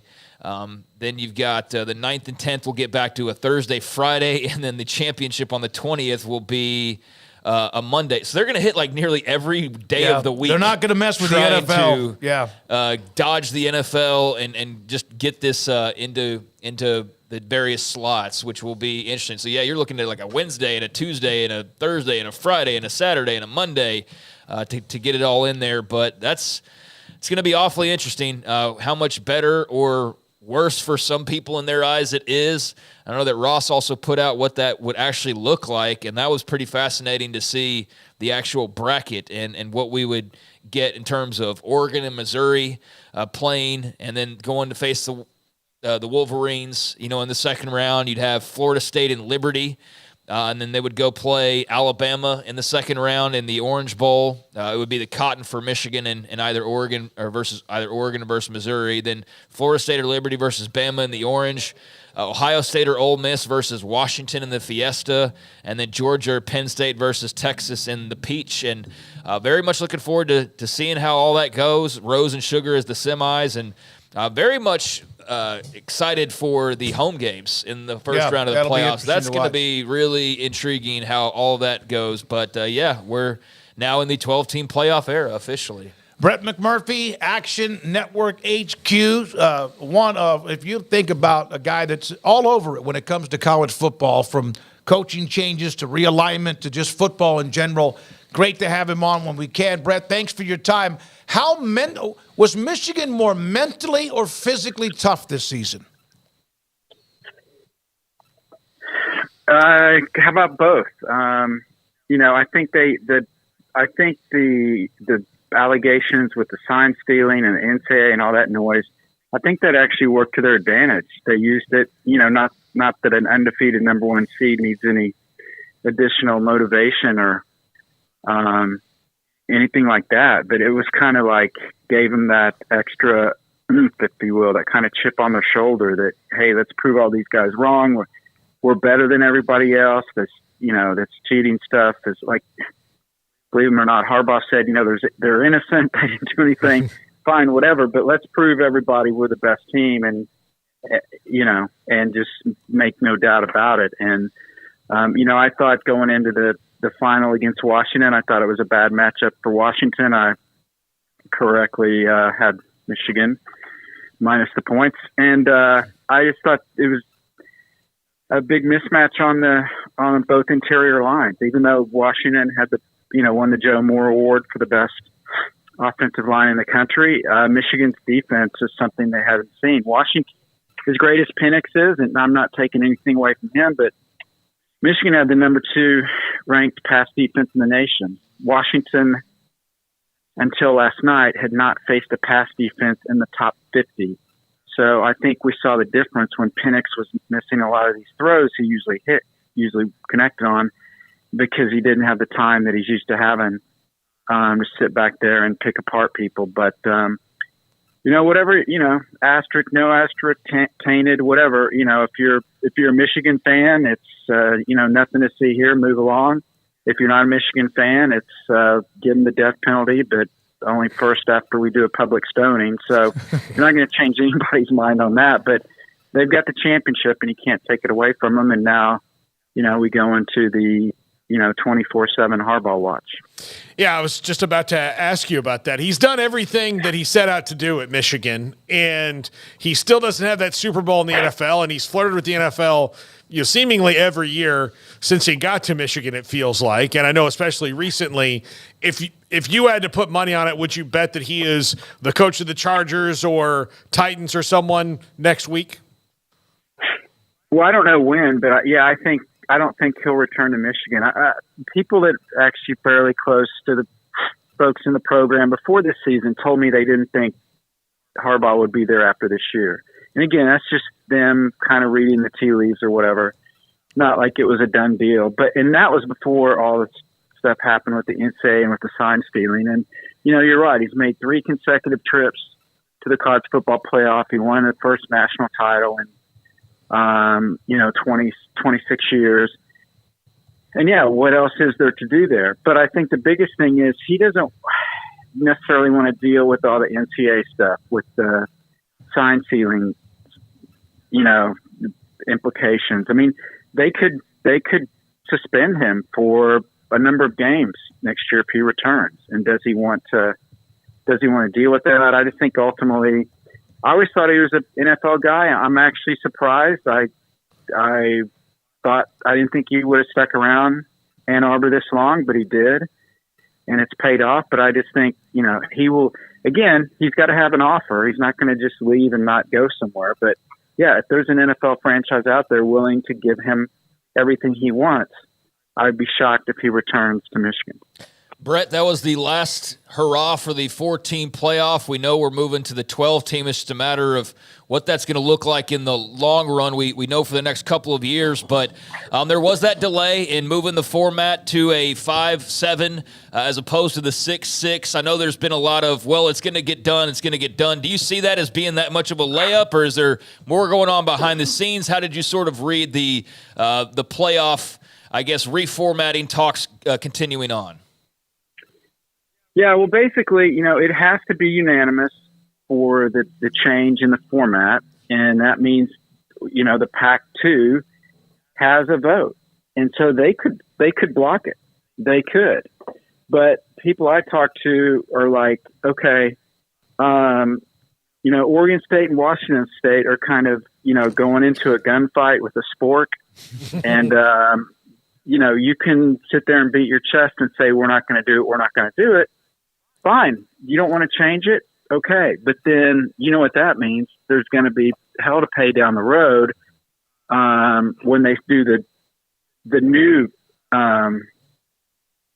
extension of the 12-team playoff, which begins in 3 years. All they're trying to do is get these last 2 years of the current 12-year deal. So then when the new ones go forward, that's when they can totally, put the screws to Oregon State and Washington State. So I think Oregon State and Washington State is doing it, kind of as a negotiating ploy, although I don't know specifically what they're trying to do, trying to get more money, trying to get something, access, whatever. But no, it'll get done. It won't be an issue. And it was kind of telling that Mississippi State president, who's the chair of the President's Committee for the College Football Playoff, said, look, 5 and 7 will get done. And it's how presidents are. Presidents really don't walk out on a limb.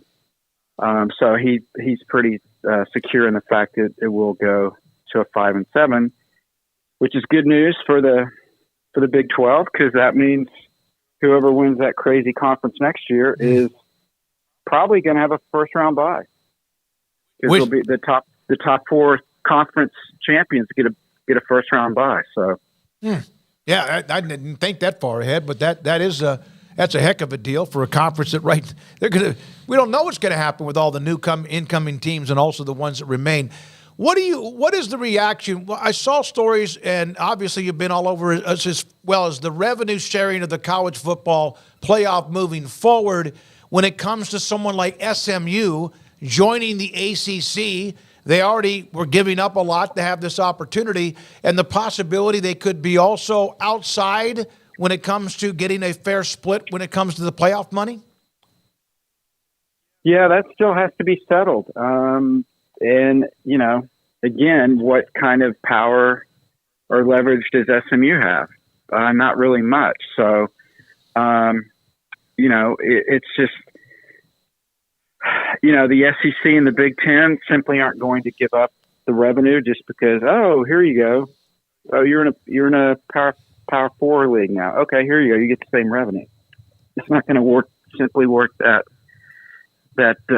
easy. So we'll have to see what happens. But they're in the ACC, so hopefully they can win the ACC and get in the playoff. But that'll be they're kind of in the same position as Oregon State and Washington State. They can kind of protest things and raise hell and all that. But ultimately, I don't know how much leverage or power they're going to have to be able to do anything when you've got everybody else basically saying, you know what, we don't think you should get the same percentage.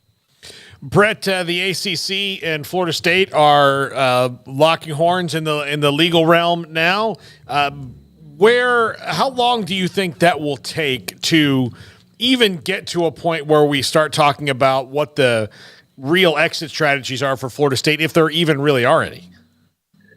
Well, they have exit strategies, and that's to get the hell out of Dodge and not have to pay the grant of rights. And the ACC has the exact opposite. We're not giving you your grant of rights because they go for 13 more years, and you sign these grant of rights on 2 different occasions. So why would we say that we don't have to honor them. I mean, the ACC know what's at stake, and you guys do too. If Florida State is able to get, I mean, they've climbed the wall, and now they're taking bullets. If they can survive, then there will be others over the wall. You know, the North Carolina schools, Clemson, Miami, Virginia schools, and then the ACC basically becomes a version of the Pac-12. I think the ACC would survive just because of geography. They'll be able to, you know, pick warm or cold bodies from the American Conference and whatever's left of, you know, Boston College, Syracuse, those schools. But there's simply not, you know, we would go from basically, well, there's a Power 2 now, but 4 major conferences to basically 3 major conferences, the Big 2 and the Big 12, and then the ACC would be fighting to keep its head above water. But I don't think this is going to be quick. The ACC, I know I've talked to a number of people this past week in Houston. The ACC is simply not going to say, write us $100 billion check, whatever the number is, because they know if it's that easy, then basically the conference is in shambles.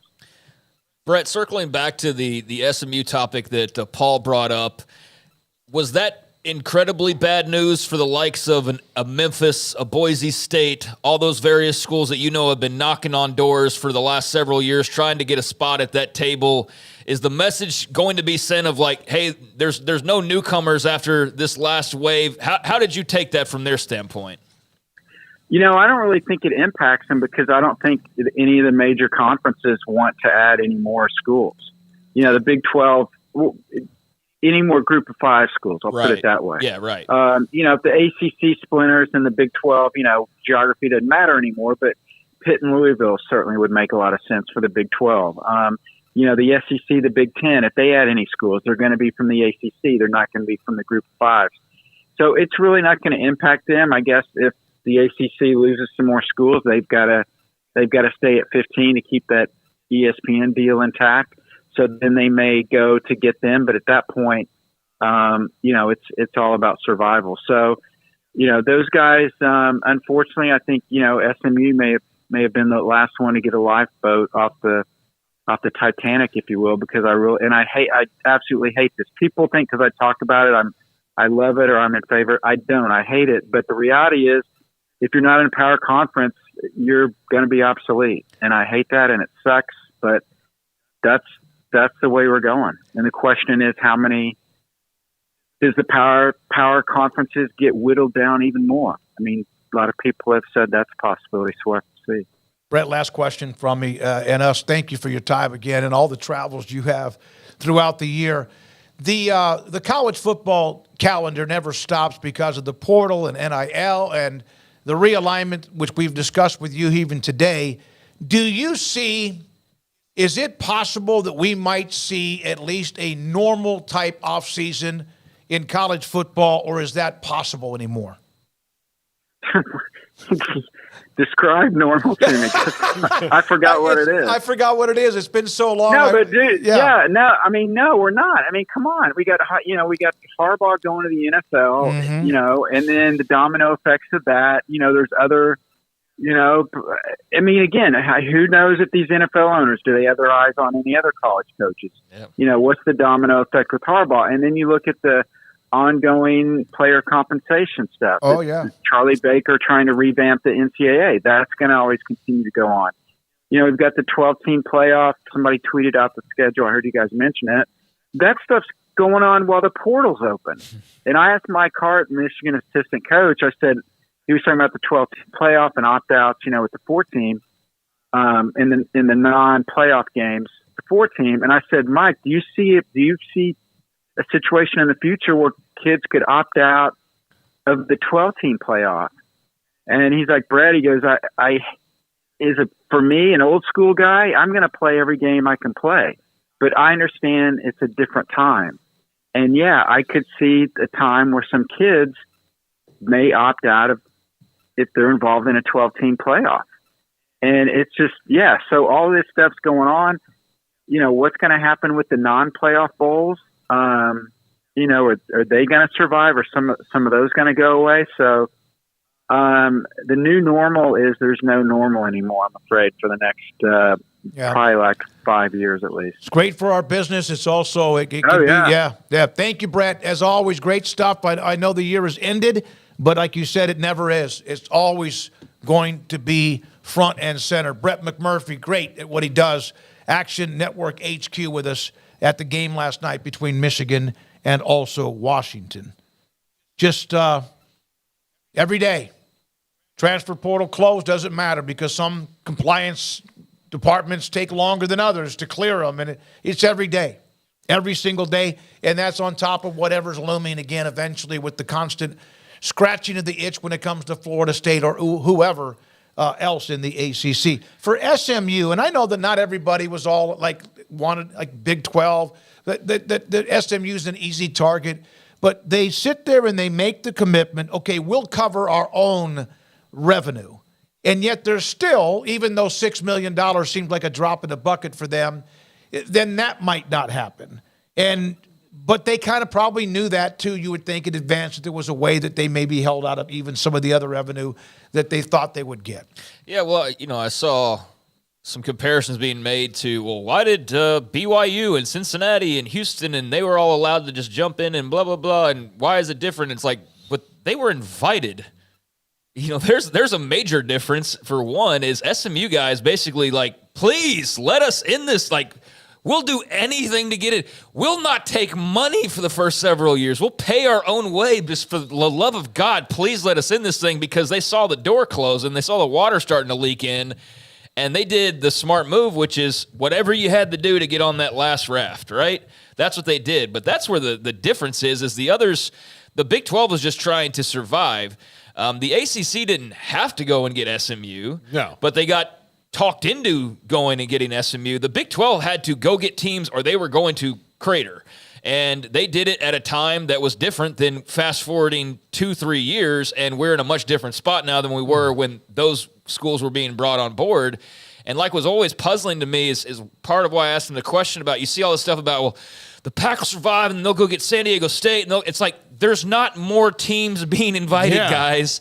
There's not more invitations going out unless something's just drastically changing that we're entirely unaware of. And not something that's happened, but something like seismic earthquake changes would have to occur to where all of a sudden they're like, you know what? We want more teams to come and be a part. No, they want less. No, they want less. It's the whole idea of the Power 2. And that's why the thing of the Super 2, like you said, is always going to be hovering, even for those who are a part of the 65. Yeah, absolutely. That there's always that possibility. You got to keep eyes in the back of your head like your mother used to have. Brought it up yesterday. If you're the Big 12, you're not only, if you're smart at least, you're not only looking at what you could potentially do, which that would bring into question of, okay, if you want to go the whole fantasy scenario of, okay, the ACC falls apart and here's who you can go pick up, fine. I mean, we're nowhere close to that right now because there's not anything that's, beyond just discussions happening at this point. But the idea of,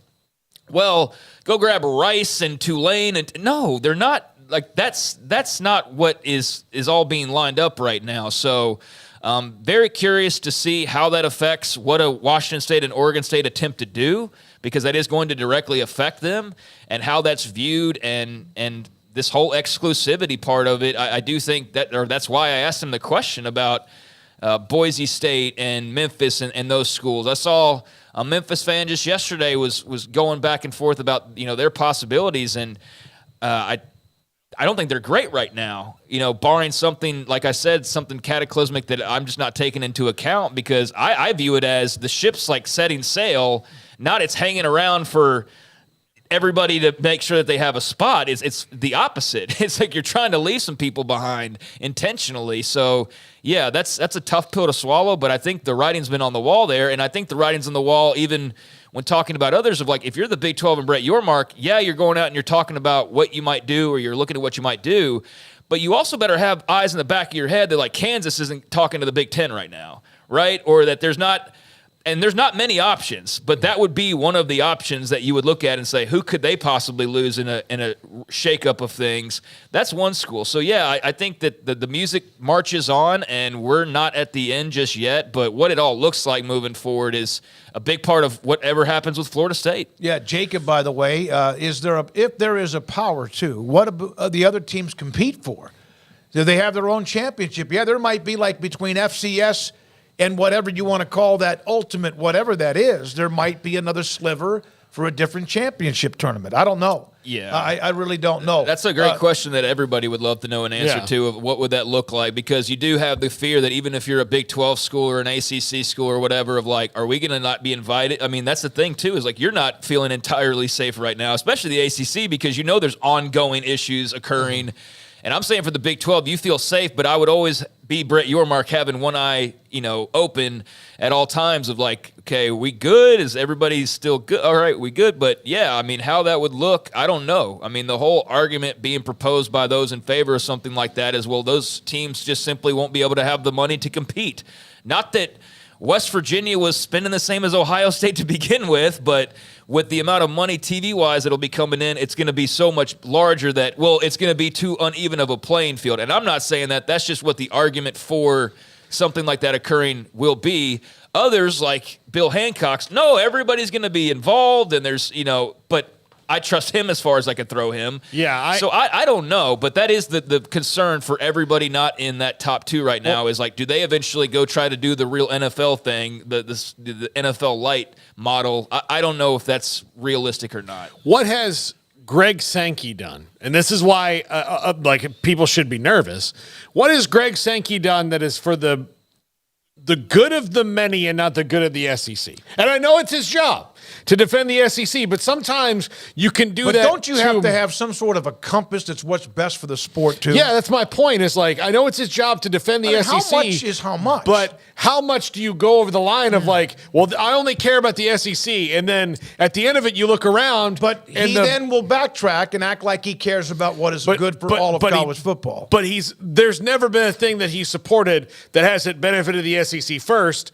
Which is his job. And that's his job. But also sometimes, like, yeah, look,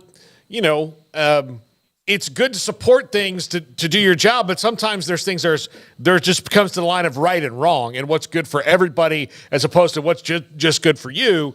But he's not the only one. Yeah, no, he's not the only one. But he has a big, huge, massive But yeah, I'm using him as an example because he's now the longest tenured commissioner in this whole deal, and his line has been straight, and so because of that, and because the other commissioners are going to have to approach things similarly if they're going to even carve out their niche, it does make it very scary because you don't know, like, if this is the guy who's got the most power or the most people behind him, or the biggest money behind him, then we know how the train works in America. It runs in one direction. Do you know what it's like? And I don't, but do you know what it's like to have the most power and also know it? It's powerful. Yeah, it's very, very powerful. It is. Yeah. I mean, he does not care about Iowa State, I don't think. He doesn't care about TCU. I mean, you would hope there is part of him that wants what's best for the sport, but I could also see someone like him or others like him say, well, what's best for the sport is to quit pretending like Ohio State is Iowa State and to break away. Now, that does beg other questions of, okay, so you're telling me that Indiana is like so much better than TCU or South Carolina? Right. So, I mean, you get Vanderbilt, obviously, the everybody's kick toy. But no, I think that the whole idea of the big break-off, or however you want to phrase it, that is something that's been looming ever since OU and Texas made their... And now... Or they didn't make their, but Brett Zorneman made their exits public. And so that's been a topic of conversation ever since then, and it's only heating up now because of Florida State, for example. If they were to move, then that just further pushes that, those chips right into the middle with everybody else in those two conferences. So, yeah, it's a problem for everybody all at the same time in a way. And then you're the conference who has this commissioner that knows he's powerful and is powerful, and then you add two more schools that are like thinking the same way with Texas and also Oklahoma. All right, Craig's off the radar. Around the corner, Jake Butt, former Michigan tight end, part of the Big Ten Network on what the Wolverine family, all of what it means besides the obvious. At 5:30, there's a chance we're going to be able to get a guest who's one of the finalists for the Earl Campbell Tyler Rose Award. Working on that. Paul's Top 5. This is 365 Sports. Richard Carr, Buick, GMC, Cadillac, they are the people that you can count on, and I can attest to that. I've counted on them more than a few times, and I know plenty of others that have counted on Richard Carr, whether it's going to get their vehicle worked on or whether it's going to purchase a vehicle, whether that be a new or pre-owned selection. They can take care of all of those various things for you over at Richard Carr. And right now they've got the Buicks, which are a perfect combination of first-class luxury and value like no other SUV. Ranked number 1 overall brand for new vehicle quality by J.D. Powers, the Buick Envision offers amazing value, and right now you can save $5,000 on a Buick Envision, and qualified buyers can get 1.9% financing on Buick and their top-rated SUVs, plus military and first responders can save an additional $500. Restrictions do apply, so see dealer for details, but you can go on over to the dealership, give them a phone call, send an email to get more information on the lineup of Buicks, but in particular, that top-rated Buick Envision. And maybe you're not looking to buy new, but still good news for you if you're searching for a vehicle, because they trade for the best, and therefore they have a lot full of quality pre-owned cars and trucks in stock. 100 used cars and trucks to choose from, all inspected with 172-point inspection and the Richard Carr seal of approval. The financing goal at Richard Carr is always 100% credit approval. They say yes when others say no. So check out the dealership that's been in business for over 2 decades here in Central Texas, and during that time has built a reputation as the people you can count on for your automotive needs. Richard Carr is run by proud Central Texans, proud Baylor Bears. Log on to richardcarr.com today. Call now or go see them now off Highway 6 at the Imperial exit. Developed by Startup Waco, a nonprofit organization, GXG is a program designed to support the entrepreneurial development of Baylor University student-athletes through NIL activations. The program helps student-athletes maximize their platforms and offers a comprehensive support system for them to create and grow new businesses that not only benefit themselves, but also uplift the local economy. Fans who wish to support student-athletes can donate to GXG via the GXG NIL Fund, BaylorBears.com/GXG. Contributions to support NIL activations through GXG can be made at BaylorBears.com/GXG. For more information, follow at GXG_GreenXGold on social media and visit the official website www.gxg.startupwaco.com. GXG, empowering student-athlete entrepreneurship and uplifting the local economy through NIL activations.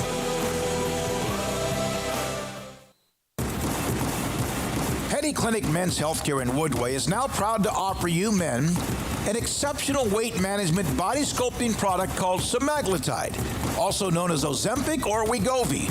Semaglutide is an FDA-approved weight management medication. Once-a-week injections of this powerful medication offers an average body fat weight loss of 20% within the first year of treatment. In addition to body sculpting, semaglutide also normalizes blood sugars and has the clinical research proof of reducing blood pressure, cholesterol, stroke, and heart attack risk. If you're like most men and you have stubborn fat that will just not respond to typical diets and exercise, then help is finally here. Semaglutide, affordable, highly effective. Google search Petty Clinic Waco and reach out to the Petty Clinic team today for a free consultation with Dr. Petty to see if semaglutide is right for you. Go to pettycliniclowt.com. At Ideal MRI, we feel blessed to be part of the Waco community. We're a small family business here in Central Texas. At times like this, the cost of healthcare has never been more important. And unfortunately, significant illnesses and injuries still occur. And that's why Ideal MRI is open and here to serve you through this difficult time. So if you need an MRI, ask your doctor about Ideal MRI. You can schedule online in minutes at idealmri.com or call 833-IDEAL-MRI.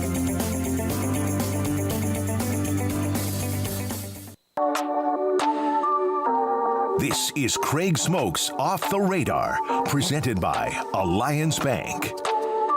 They take pride in making banking easy. AllianceBankTexas.com.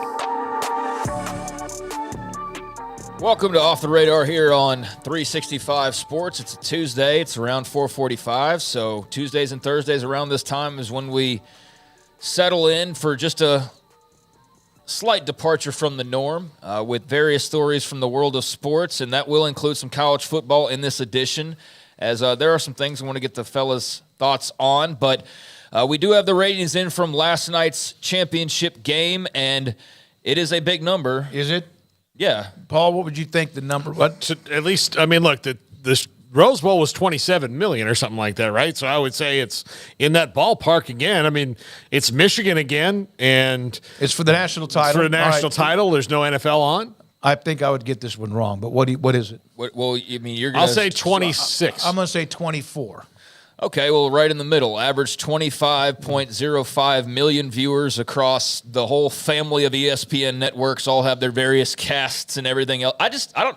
Do you guys watch all of the other extra stuff? No, I saw the calendar, or I get what they're doing, but I can't keep up with it just on the TV, cable. So trying to go to the other parts, no, I'm out on that. Yeah, I mean, we all watch ESPN Deportes, and then no, I mean, but if you ask me like how many times I've watched any of those other casts, I mean, I've tried to check into those, but I always find myself drifting back to just the regular. You do too, Garrett? You always drift back to the regular broadcast. And I've tried the McAfee for Monday Night Football or Manning, I should say, for Monday Night Football. And I'll do that depending on the guest for maybe a second, but I always go back to the other broadcasts. I guess it's the traditionalist in me, but 25.05 million viewers across the ESPN networks. Most watched title game since LSU Clemson in 2020, which had about 500,000 more viewers, but a big jump up from last year's Georgia TCU game, up 45%, as Georgia's blowout of the Frogs had a little over 17 million. So nearly 8 million more viewers for last night's championship game versus the year prior, which, given the brands involved, like, you knew TCU wasn't going to be able to carry the millions and millions of people being a smaller school like the brands that we had last night. But Michigan is a TV draw, fellas. The top three broadcasts of the entire college football season. Last night, though, was number 2. Their semifinal against Alabama, 27.76 million last week in the Rose Bowl. That was the highest rated game all year long. Last night's 25.05, the second highest ranked. And then their matchup with Ohio State, the third highest ranked, 19.07 million for that one. They were around number 1 most of the year, unbeaten most of the year. You had this massive story. No, they were unbeaten the entire year. Right. Yeah. They had this massive story that followed them around everywhere that was just like took the grips and the throat of college football. They have a coach that's a lightning rod. Polarizing, yeah. And by the way, they're damn good. They have one of the largest alumni bases on God's green earth. as much as anything. I mean, that's the thing. You know, when you look across, I remember looking across like social media and like seeing all like just the sports media people that went to Michigan, like Rich Eisen and Tracy Wolfson and Dave Portnoy. They have so many big time alum. Like they have so many alums. So that's just 3 people I rattle off that are at the higher levels of our business that I happen to follow on social media. That doesn't even include guys who are dentists. You know, that's it. Like they have doesn't even include superfan Derek Jeter. Yeah, exactly. Derek Jeter, Stephen A. Smith, Michael Jordan, all that booth. That was quite the trio in that booth. Yeah, I was there thinking man, Stephen A. is just living it up right now. He's in between Jordan and Jeter. That was a power play, man. Oh, yeah, it was. You talk about for him, flexing muscles. I think the ESPN cameras were on the walkie-talkies like, he's in position, get the shot now. He's right there between Jordan and Jeter, their prize on ESPN. Yeah. Part of me wonders if he got his way in there and he forced his way to the front, and then Michael's like, okay, you can go now. But we don't need this guy in here telling our secrets. But it did seem like the odd man out just in terms of athletic ability. Yeah. That was not the only big time athlete that was in that. Oh no, there was a ton of other people in that booth. Yeah. Yeah. He had he has to have a picture of that from last night that's getting blown up as we speak. Yeah. Because, when is he going to have a cameo like that? The middle of the national championship game, you got Jordan on one side, Jeter on the other, chopping it up with them. So, that was the other guy whose name kept on being dropped in that mix? Travis Scott. Oh, yeah, Travis Scott, who's a hip-hop artist. Okay. So, yeah, you're not going to be too familiar with him. If you are, then that's crazy. that'd be I was real getting ready to sicko rattle mode. off a couple of his songs, but that's okay. I mean, if you did, I'd respect you more, I think, for being able to do that. But, yeah, so that was big numbers for the national championship game last night. Not a real surprise there, but Michigan does end with the 3 most watched games of the entire year. And to Paul's point as well, this is exactly why you see various accounts who get paid for views or hits, whatever. This is why they attack the big brands. They have the biggest fan bases and the biggest audiences and the most interactions. So when you see somebody just trolling Michigan, I mean, you're going to get a response because there's a billion of those folks. So, yeah, it's part of, teasing Texas fans or whatever people aim to do to get those. It's like kicking your foot into a fire ant. Yeah, Ohio State, so on and so forth. So anyways, there's a look at the ratings from last night, a very healthy number, and I think the CFP folks have to be pretty excited by all of that. Now, this came out yesterday, and I just wanted to get your guys' thoughts on what you think of the latest college Football Hall of Fame class. It's a pretty lengthy list of the inductees that will be going in, but we did learn this list officially, the 2024 Hall of Fame class presented by, or announced by the National Football Foundation and the College Hall of Fame. But here are the players involved, and there's a little bit of flavor from all over here. Justin Blackmon, Oklahoma State wide receiver. Man, you washed out quickly. He had some addiction issues. Yeah. He had some various off-the-field issues that really derailed what should have otherwise been an exceptional career. Got drafted by the Jags and then just seemingly couldn't get out of his own way. But you talk about one of the best to ever put on the orange and black, one of the best to ever play in the Big 12, a league that's had a lot of really great receivers, guys. But Justin Blackmon was special. That's why he's getting the Hall of Fame nod. And it's a shame that, the pro career didn't work out better. Hope he's doing all right just in general. Yeah. But, you got that Hall of Fame nod, and that's got to be pretty cool for him. So I'm going to just go through, and when you want to talk about somebody, just put your hand up or something like that. Eliminate the Florida State guys. Justin Blackmon, wide receiver, Oklahoma State. UCLA tailback, Paul Cameron. Kentucky quarterback Tim Couch. FSU running back Warwick Dunn. For my money, of all the Florida State's had a lot of really exciting players. I think number 1 is Dion. I don't think you can kind of take that away because he was so different. But right there, maybe number 1A as far as an exciting player, Warwick Dunn was right there. I mean, he wasn't Peter just Warwick.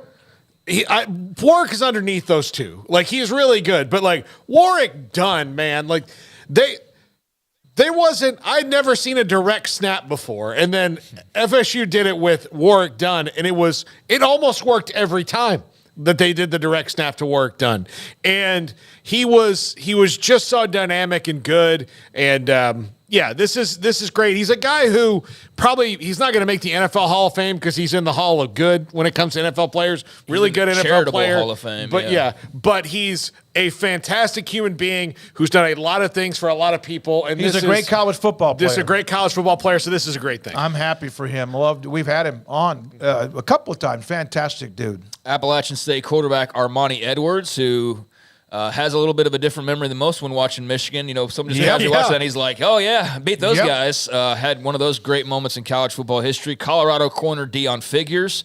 Good player. Yeah, Pitt wide receiver Larry Fitzgerald. Yep. Yeah, one of of the last generation, one of the best wide receivers. For I mean, sure.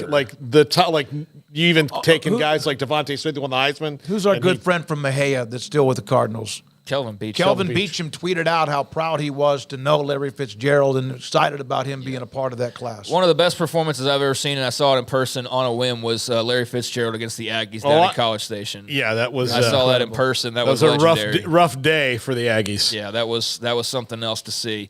Stanford running back Toby Gerhart. Also, kind of a banger, wasn't he? Big dude, yeah. Oh, yeah. Arkansas defensive tackle Dan Hampton. Michigan great player. Yeah. Michigan guard Steve Hutchinson. Another one. Alabama corner Antonio Langham. A heck of a player. We're back with Gene Salt, played with George Teague, too. Was on that team that upset Miami. Yeah. Marshall wide receiver Randy Moss. Never heard of him. Should have been a Florida State Seminole going into the Hall of Fame. Absolutely should have. Arcane rules about marijuana. Yeah. The stupid pot getting in the way of that, I guess. But North Carolina defensive end Julius Peppers, Penn State linebacker Paul Puslesny, Oklahoma nose guard Dewey Selman. He was part of the Selman brothers. A lot of time, Leroy gets most of the attention because of his NFL career, but Lucius and Dewey were both. I mean, all three of them together during those mid-'70s Oklahoma teams were incredible. Also, Utah quarterback Alex Smith, Texas A&M cornerback Kevin Smith. Pup! There you go.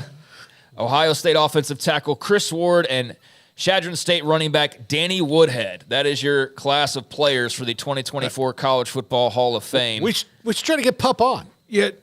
Who? Pup, Kevin Smith. Okay. Yeah. He has not responded for a couple of years, but I'll try to see. Leave him one more voicemail. Maybe that'll do the trick. And then coaches Mark D'Antonio from his time This with one's going to hurt. Cincinnati and Michigan State. Beat Baylor in the Cotton Bowl. Yeah. Danny Hale from his time at Westchester and Bloomsburg, both in Pennsylvania. They do a great job of going to it's not all just a bunch of the big boy schools. They do a great job. Chadron State and also what you mentioned there. Yeah, and then also Frank Solich from his time at Nebraska, but also from as much as anything, his time with Ohio, where he was for the longest and up until just a couple of years ago. So 19 players, 3 coaches a part of that 2024 class. And I just wanted to roll through those names because a little bit of memory lane there, and also just kind of cool to see all of those folks involved and those being included. So the solid class. The Ward, offensive tackle from Ohio State, was a beast too. He was Julius Peppers up now for Pro Football Hall of Fame. Is he'll be getting close. Yeah, he was fantastic. He was. I thought I remembered John McClain mentioning him. Do you remember North Carolina used to line him up a wide receiver and run fade routes with him? Like he was so athletic. He was a freak show. All right, elsewhere. There is going to be probably some college football effects on when it comes to the NFL coaching carousel, potentially, as we talked about Jim Harbaugh, as we see more moves being made today. The Titans in a bit of a shocking move, just based on reactions around the country, moving on from Mike Vrabel. And Diana Rossini was one of those chiming in on why Tennessee decided to make this move, said that the Titans believed that trading Vrabel was too complicated and take too long per sources. They wanted to move on quickly. I was told Vrabel never asked ownership for a trade or asked out of Tennessee. You're like, that sounds like a player, but no, that's coaching for you is, you can do that as well, but I guess that wasn't in the cards. So he is gone after 6 seasons. And tough as nails. Do you think that he might end up in New England if Belichick leaves? That's what a lot of the smoke seems to be. And that's a lot of the, I don't know if there's smoke as much as that is just people going, that would seem to be the obvious I would jump. love Washington to have a shot at him. I don't know if that's the possibility, but I'd love it. I think he could instill that. I don't know. I like his style. Yeah. I know they've regressed a little bit, but I like his style. I like how, I don't know if they regret. Look, they lost Arthur Smith. I don't think he made a great hire at offensive coordinator after that, and Arthur Smith is also one of those guys who's unemployed now. So they got old along the offensive line. It's not like you can just go, especially when you have 3 guys in the offensive line, like retire within 2 years. Think about who they had at quarterback and they still won for a while. Yeah. So, I think a lot of that, like the team got old. Look, Derrick Henry probably played his last game in Tennessee. Ryan Tannehill's played his last game in Tennessee. They're about to move on with they're going to try with Will Levis and see what happens. Mm-hmm. But they hired a new GM last year. These things are inevitable. Mike Vrabel will win somewhere else. It sucks that it didn't work out in Tennessee because that seemed like a good match, but this is also Bud Adams' daughter, so I think if anything, she did not inherit any of his. I mean, she maybe inherited some of his. He was not a sentimental guy at all, so that stuff kind of goes out the door. So we'll see. I hope the Titans, because I'm married to a Titans fan and into a Titans family, I hope that they're fun to watch here in the future. But they're in a rebuild mode right now, and they might be tearing it down to the rivets. Yeah, he might be glad he's leaving, although you don't want to get fired. It may be an opportunity for him to not be as far behind the curve. Yep, so there is another NFL job opening there in Tennessee. We did learn New Orleans will not move on from Dennis Allen. They're going to stick with him, so that is one job that will not be opening up, but there's a ton of coordinator moves being made and requests that are going around for permission to talk to various candidates. And I actually saw one of the more interesting notes. You brought up Washington, but they've apparently asked for permission to speak to Will McClay, the Cowboys vice president. Would be stupid not to. I just can't imagine Jerry would let him leave, especially go to Washington. But the Chargers have also asked for permission to speak with Will McClay as well. So we will see, as he's been a central figure in everything Dallas has done for going on many years now. There's two things that are either going to happen. Either Will McClay is going to finally leave and take a new job, or Will McClay is going to get yet another raise. Yes, so, absolutely. But and I understand he's treated incredibly well. But he does make a lot. He's been incredible for them with personnel. But there's still the Jerry Stephen triangle, right? Or I guess dual threat. And why not now go prove it somewhere else where you are your own man? Yeah, I know. get that. I know the value of the Cowboys, but that'll be something he has to think about. Yeah, but it's also, you can say what you will. And like Josh Harris, nobody knows because he's new. But you can say what you will about Jerry Jones. He's had far more success than Dean Spanos, and so now Dean Spanos and Josh Harris are trying to find a guy that's obviously given the Cowboys an oomph. Because they've won 3 straight playoff scenes since Switzer. And if you're a guy who Jerry Jones doesn't send out the door, if you can walk up to him and tell him, we need to draft this guy, and he doesn't get mad at you and send you out the door, I think that's one of those things that, look, and this is just me hoping Will McClay stays, but if he goes and gets to be the GM or president of a team, he earned that 5 years ago. No, I agree. Long ago. So, and the Cowboys, it might be just a title thing, though. Yeah, I mean, if you're comfortable somewhere and you're getting paid well and you're don't want to really start all over, I could see where that would be motivation as well. And it doesn't get much bigger than the Cowboys, but he is going to get other opportunities, or at least interviews for other opportunities. So that leaves you with 6 openings now: Panthers, Raiders, Chargers, Falcons, Commanders, Titans. And you would think that there's a good chance Mike Vrabel's going to perhaps get another one of those jobs, or the Patriots do open up. We'll see what happens there. But the Saints, at least, saying that they are going to stick with Dennis Allen. So that's one fewer than maybe you thought there might be. And let me see if there's anything else I wanted to get to here. I think that's about it, with the exception of Michael Brantley retiring in baseball. I mean, that's not a huge deal. He's had a long career. Yeah. He was good during those Astros World Series teams. Yeah, he definitely was. But just make mention of that, something a little non-football related. But Michael Brantley is calling it a career on the diamond. And I'll leave it with this, though, a football note. Kevin Steele, longtime defensive coordinator, just finished up his 3rd go-round with the Alabama Crimson Tide. And Nick Saban, he is going to retire from coaching. He's 66 this spring, has been in the game for 40 years, 12 as defensive coordinator, and was a finalist for the Broyles Award, according to Chris Lowe, back in 2017. It's just sort of a write-up on him. But obviously the man's got a history here. His career after Baylor is incredible. Before and after is incredible, but that little stint here as the head coach, that did not work out very well, and that's unfortunately for most people around here what they will think of. Everywhere else they think of awesome coach, incredible I'll tell football you that, mind. Man, he made some difference for Osborne in recruiting. They went and got the dudes from Florida. He was incredible for them. At Florida State, he was good. He was at Tennessee when they were pretty good. He, obviously with Saban, who brought him back 3 times. Auburn was I think up for the award.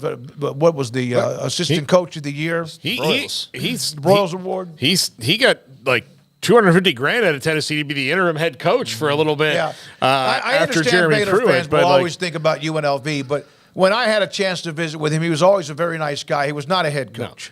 No way. No, and he was so bad here that he never got that opportunity again.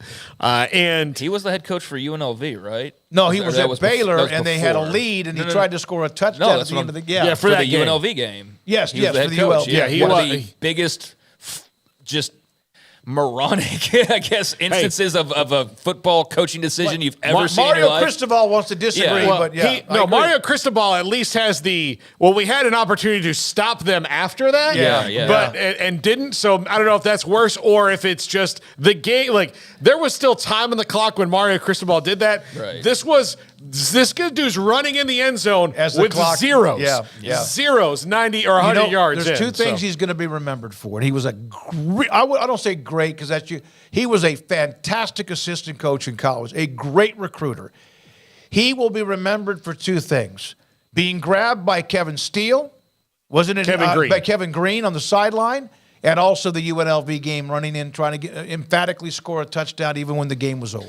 Yeah, that UNLV play, if you haven't seen that, it popped up on YouTube a few years back. I always heard you couldn't find it anywhere, and people who knew how to find it wouldn't tell you because it was so embarrassing for the Baylor faithful. But I eventually did find it, and it was as bad as it could be, that decision there. But, yeah, he has a long, storied career, so he is calling it wraps after a very successful run as an assistant coach. And there you go. There's a few things off the radar. Think about the schools he coached at: Tennessee, Nebraska, Florida State, Alabama, Clemson, Auburn, LSU, and Miami. You're not bad if you're going to all those different places. Yeah. When we come back, Jake Butt, former Michigan tight end, Big Ten Network, his thoughts about the win and what it means for Michigan. This is 365 Sports. Marco's Pizza. Pizza lovers get it. Marcos.com, where you can go online and order what you want if you're at work and you want to go by one of the locations in Waco or where you live, because this show, of course, goes coast to coast, if there's a Marco's Pizza near you. Fastest growing pizza brand in America. So there's one now where there wasn't one maybe even a month or two ago. Marco's Pizza, I love the pepperoni and sausage magnifico, which means extra sausage, extra pepperoni, all of it, and it's just really, really good. If you want salads or sandwiches, you want wings, they have it. Marco's Pizza. Bob Mock with 5 locations in the Waco area: China Spring, Belmead, Woodway, Hewitt, and Robinson. Marco's Pizza. Pizza lovers get it. How did Edward Jones become one of the biggest financial service companies in the world? By not acting that way. Financial strategies, one-on-one advice, it's a big difference. And that's why Brad Wilson, your Edward Jones financial advisor, makes sense of investing. Experience the difference for yourself. Brad Wilson, 250 Sharon Drive in Woodway, 254-776-4337. Edward Jones, member SIPC. Baylor Scott & White Southwest Sports Medicine and Orthopedics, the team physicians for Baylor Athletics, diagnosing and treating all sports-related injuries, including concussions. These specialists also provide orthopedic services for athletes and non-athletes alike, whether it's knee or shoulder pain, a wrist injury, orthopedic spine care, and even an arthritis and total joint clinic. Trust the doctors Baylor Athletics trust. Baylor Scott & White Southwest Sports Medicine and Orthopedics wants to get you back in the game. Baylor alumni are more than 160,000 strong. When we all join hands to support our university, we don't just move the needle, we move mountains. Working together, we create life-changing opportunities for students on the field, in the classroom, in the laboratory, and in life for generations to come. So get connected. Get involved. Learn how at baylor.edu/alumni. Ring in the new year with unbeatable savings on the new 2023 Ram trucks during the Wrap Up the Year sales event at Allen Samuels in Waco. Take advantage of this limited time opportunity and start the new year in style. Shop our great selection in-store or online today. Samantha Duvall, TexasBeefHouse.com in White House, Texas, just outside of Tyler in East Texas. Aged Wagyu beef and so much more you have on your ranch. And what is next? We are planning another auction January 30th. This auction will be an in-person, online, also a live auction like we did the first time. You come out to the ranch, dinner is going to be provided. It'll be a variety of steaks, hamburger, sausage, tri-tip, brisket, roast, all of the different Wagyu cuts. It's going to be on a Tuesday. It's on January 30th, and it'll kind of be your get ready for Valentine's dinner auction. We, of course, have a great relationship, partnership with what you do. How has the reaction been as your name and what you guys do at TexasBeefHouse.com grown? It has grown a lot over this last year. I kind of made a joke at the beginning of 2023 and told my husband, 2023 is going to be our year. I don't know what we're going to do, but something with 2023, it's going to be our year. And we started our auction. So many things have changed for us this year, which has been for the better. So we just want to tell all of our customers, Merry Christmas, Happy New Year, and thank you so much for your continued support in the year of 2023, and we hope that you return to us in 2024. And they will. Repeat customers, because the product is amazing. Aged Wagyu beef, TexasBeefHouse.com. This is 365 Sports, powered by SicEm365.com. The 5 o'clock hour is sponsored by Edward Jones Investments with financial advisor Brad Wilson. Investing is time and experience back to you and your money during today's changing times. Edward Jones, making sense of investing. Now here's David Smoak, Paul Catalina, and Craig Smoak. Color analyst for Big Ten Network, but former Michigan man and Jake Butt joins us on 365 Sports with Craig and Paul, and I'm David Smoak. Are you still dancing on clouds? Oh, absolutely. Absolutely. I mean, look, it's been a long time coming. It's been a few years in the making, and only one of these every year. You know, only one team gets to say that they're the national champions, and it's been quite the journey, too, for Coach Harbaugh and this Michigan football team. A roller coaster of a season, but, hey, they got it done against a 14-0 Washington Huskies team that, you know, felt like destiny for them, too. You know, I'm sure Washington felt like their season was destiny, as did Michigan, but Michigan was just too much, man. Clearly the better team. Yeah. Jake, you were a part of this build to this national title with Coach Harbaugh. When did you start to see this turn from building Michigan out of in a mediocre bowl every year to a team that is now among college football's elite again? Well, I really think, you know, it started immediately when Coach Harbaugh got there. I mean, seriously, right away, we were elevated. In 2014, the year before Coach Harbaugh got to Michigan, I was a sophomore. We went 5-7. We didn't even make a bowl game. So we weren't talking about a national championship. We weren't even talking about a conference title. We weren't even talking about a bowl game at that point in time. And I'll never forget that first spring ball when Jim gets in there and he overhauls the staff, brought a lot of NFL experience. The coaching, the scheme, and the development we had in that spring, I knew right away that, you know, why Jim Harbaugh was an expert in turning around programs. We you know, our 2016 team, when we lost to Iowa on the road and we, you know, it was the JT was short game, that team had a lot of talent. We had a chance to do something special. We fell short, but you could see that seeds were getting planted, and it wasn't a linear path. You can go back to the COVID year where, shoot, ironically, a lot of Michigan fans wanted Jim Harbaugh gone and fired. And thankfully for them, you know, the emotional fan doesn't get the final decision, you know, in Ann Arbor. But, you know, it was not a linear path. Seeds were planted early on. We knew immediately that Jim Harbaugh was capable of great things. But, you know, finally, after knocking on the door the past 2 seasons, finally he was able to break through. So, Jake, they jump out early. It's 14-0. I think we're all thinking, oh, my gosh, this is going to be a blowout. Washington makes it interesting, and then Penix has the big turnover right after half, and then Michigan slams the door shut there in the fourth. Just the style of that game, the ebbs and flows, just the impactfulness of various positions. Did that kind of go the way that you thought it was going to go, or maybe what stood out to you about the process of earning that win last night? No, it actually did go the way I felt. If Michigan was going to win, that was going to have to be the formula right there. You got to run the football first and foremost. Really, go back to the 2021 game, Ohio State versus Michigan, when Ohio State had C.J. Stroud, Jackson Smith-Njigba, Garrett Wilson, Chris Olave, a young Marvin Harrison Jr., very similar team makeup to this Washington team. And the formula then was to rush the passer, run the football, and have opportune timing in the secondary when it came to making plays. Michigan started off explosive running the football. Again, wasn't linear. Washington responded. But what really stood out to me is, you know, Washington's offensive line won the Joe Moore Award. They were voted the nation's top offensive line in college football. And a lot of people were curious, hey, can Michigan rush the passer? That's been one of their strengths all year. Can they get after Penix with this line standing in front of them? I felt they were going to be able to, and they were, thankfully for them. You know, it starts with the interior, Chris Jenkins, Mason Graham, Kenneth Grant. Those guys are 300-pound disruptors. They're big, they're strong, but they can move quickly. And when they're able to rush the passer, that's when your secondary can play with a little bit more confidence. Of course, Will Johnson had the key interception coming out of half. He was challenged by Coach Harbaugh and that staff, they said, guys, we need someone to make a play to capture momentum. Will Johnson did exactly that.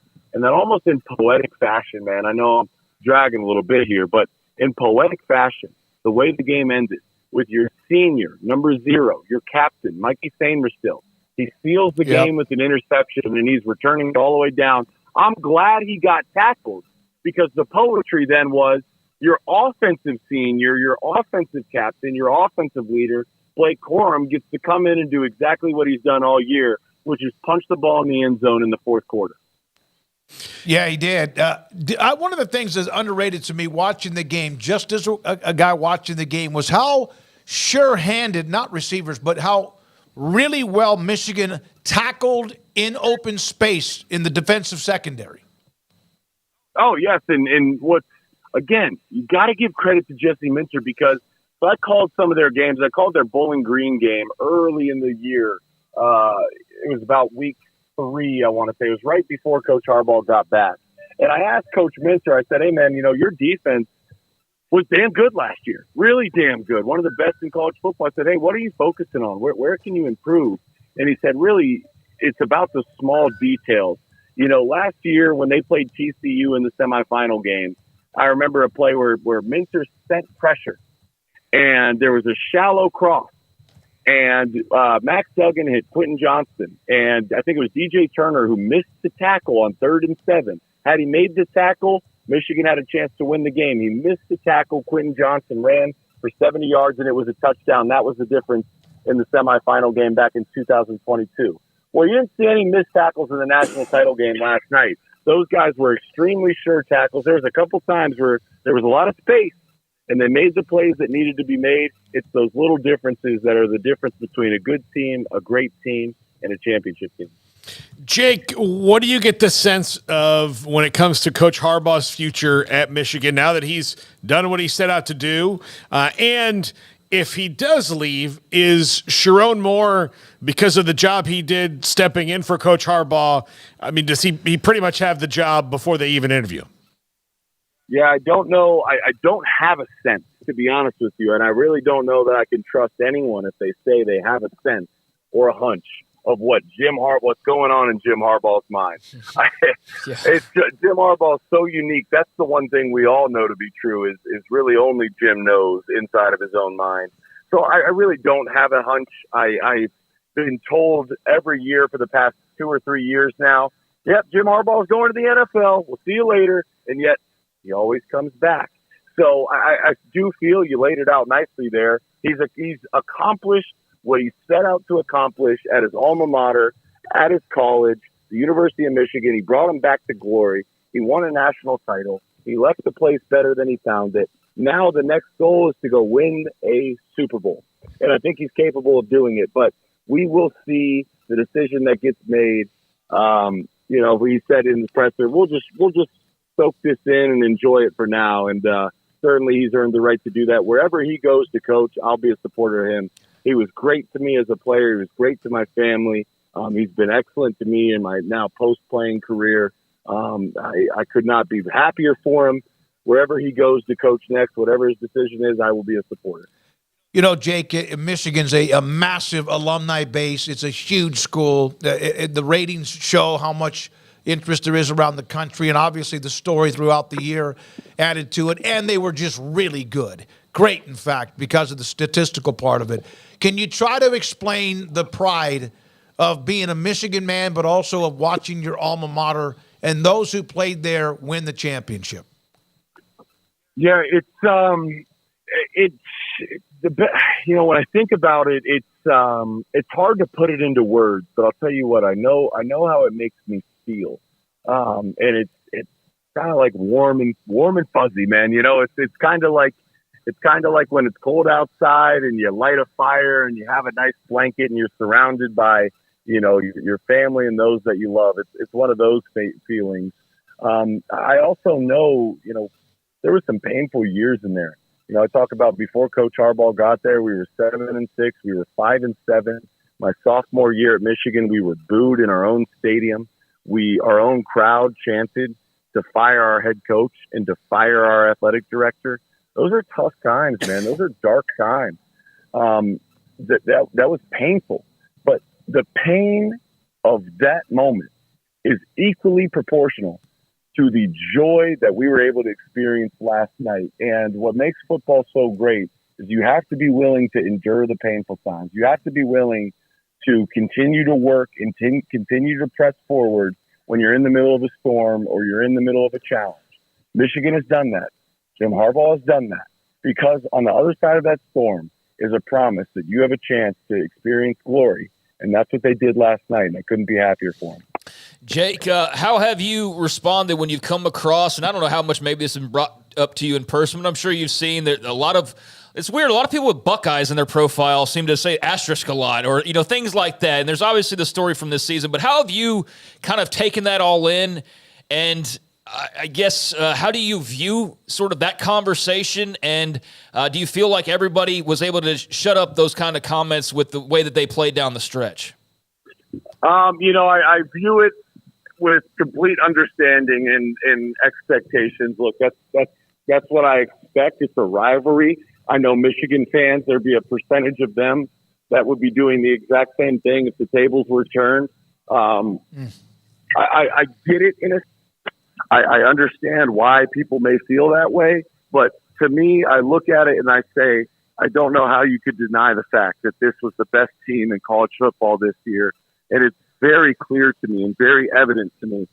They won without their head coach on the road against the top 10 team in Penn State when they find out he wasn't going to be their head coach just hours before they landed. That was a gritty game. Then you're in a trap game playing a darn good Maryland team. A trap game. They got that one done. Then they're playing at home against Ohio State. And Ohio State put all their chips on the table. That was a must-win, a critical game for Ryan Day and the Buckeyes. And they're without their head coach, Jim Harbaugh, once again. And yet they get it done. You handle business against the Iowa Hawkeye team. And then you want to talk about this. Okay, so Jim Harbaugh served his time. He was suspended. 3 games. Toughest part of their schedule. They get it done. Well, then you're playing Nick Saban in Alabama. And I don't care. No revisionist history here. I remember what was being said. It was Jim Harbaugh can't win playoff games. Nick Saban can. Nick Saban, this Alabama team, don't tell me that they weren't good, because all week I heard about how good Alabama was. They said this is a different team. This Alabama team is a different team than the one that lost to Texas earlier in the year. They took down Georgia. They dominated Georgia. It's Nick Saban. He wins these games. Jim Harbaugh loses these games. Michigan is, yes, they were the 1-point favorite, but all the public money was on Alabama. Everyone expected Bama to win. And Michigan didn't even play their best game, and yet they were clearly the better team there. Dominated it when you really look at the tape. Finished the business against Washington. There's a stack of evidence showing how great this team is. To me, that's what I'm focused on. And for the people that aren't going to see that and don't care to see that, that's fine. But I'm not interested in having those conversations, because to me, the season's been great. The players are great. The players deserve the praise. They're high character guys. Blake Corum, Mikey Sainristil, J.J. McCarthy. You could go down the list. They're phenomenal human beings. They deserve all the credit and all the praise in the world. Yeah, and Jake, I'll just to simplify it for people who are asterisk people, all you got to look at is from the moment that the Connor Stallions information came out, if anybody had the same signs on film that they did the week before that, then they're crazy, because now you'd have to be preparing knowing this was a possibility in your head. So they did it without it too. Like, even whatever happened, like after that information came out, there was no way that they had any of that going forward from those games on. Listen, and J.J. McCarthy said this. What I'm about to say is not to absolve Michigan from anything, like Connor Stallions, based on what he's being accused of, those cross the line. But every single team steals signs to some degree. Some of them are worse. Some of them are better. There was an article that came out, and it talked about, I think Bruce Feldman wrote it, and they talked about that there's an entire black market in the Big Ten Conference where teams would share their knowledge of other teams' signs. And there was different tiers, where some teams every Sunday morning, they would call and exchange information. There was some teams that were completely unaware of it. But this is part of college football. You know, it cannot be denied to say, oh, everybody runs a clean program. It's all sunshine and roses. That's not the case. Again, you know, Jim Harbaugh paid the price. He was suspended. Connor Stallions is no longer with the team. But, you know, these kind of things happen in the game. There has to be consequences for action. Whether you think the 3 games was enough or not, that's up for debate. But the fact of the matter is you can look at what happened this year on the field. You don't distrust your eyes. You just saw Michigan dominate Alabama and dominate a 14-0 Washington team, and they beat their rival Ohio State, and they went on the road and beat Penn State. Those kind of things. That Connor Stallions wasn't there. Jim Harbaugh wasn't even there for half of it. That cannot be taken away. It's the way they finished this season. They've really set out to prove a point that they are the best team in college football, and I don't really see how you could argue against it. Jake, great to have you on. Enjoy it. I know you are, and really good stuff from you. We appreciate your time and continued great work with the Big Ten Network. Have a great day. Thank you, man. Yeah, Jake? You guys too. Yes, sir. Jake Butt also played in the NFL, played under cool to have the timing of it, that he was there during the early Harbaugh years, and now gets to see from what he was a part of the roots that were planted and where they are now as national champions. Yeah, and I almost didn't ask that question. I was like, oh, things are going so nicely. I'm not going to bring up any bad vibes, but that's a part of the story, and I was curious to know kind of how he viewed all of that, and I think we got a heck of an answer from I thought it was great. That. So, great yeah, question, I'm glad too. that we got into that a little bit. He is Caden Salter, the quarterback at Liberty. Tomorrow night in Tyler, the Earl Campbell Tyler Rose Award will have their announcement among 5 finalists, and Caden Salter, on his way into East Texas, joins us on 365 Sports. Caden, thank you for your time. What does it mean to you as a Texas kid to have your name involved in an Earl Campbell as a finalist for the award? Yeah, you know, it means a lot just knowing how many great players come out of the state of Texas playing in college football. And for me, just to be one of the 5 nominees out of Texas just means a lot, and just shows how much hard work and everything that I put in to get here. Caden, you guys, rolled through the regular season undefeated at Liberty this year under Jamie Chadwell. That's a year after a coaching change from Hugh Freeze. How were you guys able to keep it all together, and what was the key between coaches and players and keeping that chemistry that you had from 2 years ago just to this year? Yeah, it's just all about brotherhood, just everybody sits together and being one. The new coaching staff came in. We just all the current players that was there. We just built bonds with them. Then as the new players start coming in, we just continue just to build and grow bonds with each other. Just do team events, have fun, play, and joke around with each other, get to know each other. Everybody comes from different backgrounds, and at college, everybody comes from different parts of the world. So just to be able to get to bond with each other and earn each other's trust, and know that we're going to come out and fight every weekend for each other on the same team, and go out every weekend and just fight and play hard for each other and play as a brotherhood. And Caden, we know you'll be back with the Flames next year. You dipped into the portal there for a second. Can you kind of take us into just that sort of process, and then ultimately deciding hey, I'm going to run it back with Liberty, and kind of all that went into that? Yeah, it was just a lot going on with maybe how far, just wanted to get my family more to games, and me coming up to closely ending my college career, just being able to try to get my family to come out to support me more, to be able to come out to more games. And at some point, it was like Liberty is my family, and just as long as my parents are able to come out and my siblings are able to come out, and just the family and the brotherhood that I built at Liberty with the new staff and the new players, I just knew that it felt like home where I was at, and just to be able to go there and run it back and try to put up the outrageous numbers that I had this year again just means a lot to be doing it with the same team. Caden, life is about different journeys and going through things and learning and growing up and maturing, and you have certainly done that. What have you learned about yourself these last few years? Yeah, just knowing that I had to mature at the position that I play, and just the little mistakes that I made at a young age helped me grow and develop into who I am today. And just being able to trust God, trust the process, and know that everything does happen for a reason. But when it happens, what God is really just trying to see, like, how you're going to bounce back from it, and just being able to bounce back from mistakes and everything.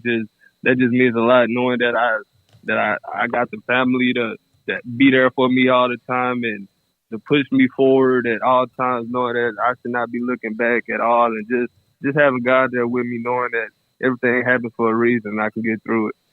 Caden, for those people who will never experience being a quarterback at the level that you are and have never experienced it, can you try to describe, and you may not be able to because it may just be a thing that's second nature to you, but the feeling of that split-second decision you have to make as a quarterback when you make the play, when you see that open receiver, when you see what's going to happen, you make that throw, you score the touchdown. What is that feeling like? Yeah, it's just a good feeling knowing that you sitting back there and the lineman give you protection, or you do guys go scramble around and you make that throw downfield, and it's even better when you make the throw downfield and you do get hit and it gets completed. Just throwing that touchdown, they're hearing the crowd as you get hit or something, throwing a touchdown while getting hit, just hearing the crowd get very excited. That just makes you want to jump up and have so much joy for your teammates and just go celebrate the touchdown with your team. How much does what happened in the bowl game fuel you and the rest of your teammates who are coming back for next season? Oh yeah, that just lets us know that how much work we got to put in more. Like we know how we know what it takes to get there, but we know what it takes now to finish, and just that whole experience was just very big for us. As a G5 program, being able to go play in such a big game like that and experience such great competition, we just know how much grit that we got to come out this off season, come out, get bigger and get stronger as a whole, and just know that we're going to be there again, and next time we won't disappoint. What is the pride of where you're from, Cedar Hill, and the kind of career, that area that, Duncanville and DeSoto are rolling right now, but Cedar Hill was a part of the mix. They made a nice run at the end of the year. To be from there where it was such a great, successful program. Oh, yeah. Just coming out this Lone Star State, of course, we out of the District of Doom with Cedar Hill, DeSoto, and Duncanville, just playing against a great competition of collegiate level players that's going off to play such big levels of college football. Just going out there playing against people that understands the game at such a young age and knowing what they're doing, that helps you a lot just prepare for college, and having those coaches that's on you every day, like basically like college coaches. They're treating you like you're already a college player. The weight room, the off season, the extra film and things like that. The high school coaches out in this area just prepare you better for life and for college, just for life after high school and college ball. So just being able to grow up and play around such big football supporters and people that knows what they're doing, it was meant a lot, and just most definitely helped me through my whole process. Yeah, the District of Doom. That's a great way to put it. And we did Midway football, and they were a part of it for a couple of years and took a beating for a couple of years, like a lot of people do if they were a part of that district. Last thing for you, two things. Have you ever met Earl Campbell? And what will it mean if, in fact, tomorrow your name is announced as the winner of that award? No, sir. I've never actually met him, but to get that award would just most definitely mean a lot. Like I said, it'll most definitely show. Well, it wouldn't show, but I'll be able to tell just how much hard work and dedication that I put in, and it would most definitely be something that's honored to the best player of the state of Texas, whether I get it or not. All respect to the person that gets it, and just glad that we're all nominees for it, and just shows how much work that we put in for this award. Congratulations, Caden. Thank you very much for your time. Be careful on the way in. Enjoy tomorrow, and good luck. We appreciate you being a part of the show. Okay, thank you. Thank you. Caden Salter from Liberty, and also a finalist among the Earl Campbell Tyler Rose Award, the dinner tomorrow night. Craig will be at the dinner tomorrow night. 5 different finalists. And he played at Cedar Hill, and now, of course, has been the star quarterback at Liberty.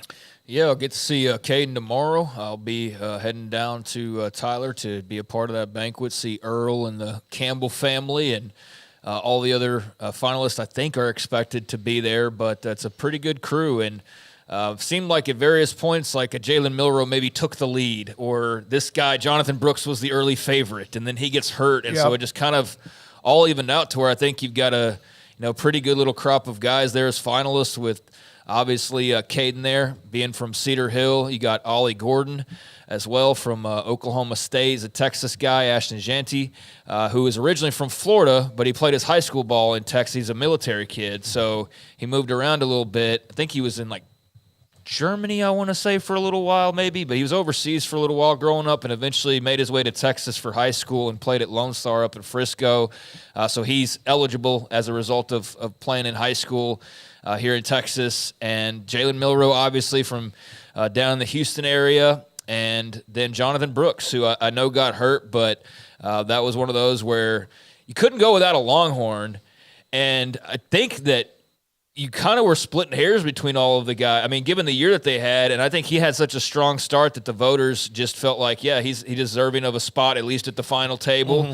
And had he played those final few games, I mean, maybe a lot's different. Not only his numbers, but maybe Texas is playing for the national title if Jonathan Brooks is healthy for all we know. But he'll be there, I expect. And so, that'll be a good crop of players representing the Lone Star State. I think that maybe with him turning pro, that might affect him being in attendance or not. But he was so good, despite missing the last, month of the year or whatever it was. But he was so good, and he still was a part of the finalist. And it was interesting to be a part of the vote. Craig's the one that does so much when it comes to the weekly nominations. And you fought for Gente quite a bit, the kid from Boise State. Yeah, I did, because special teams don't count, and an argument was being made for all-purpose yards. Well, if you take out special teams, he was the number one all-purpose yard player in the entire country. So that just seems to make sense. He had a crazy year on the ground, but also had a big year receiving as well.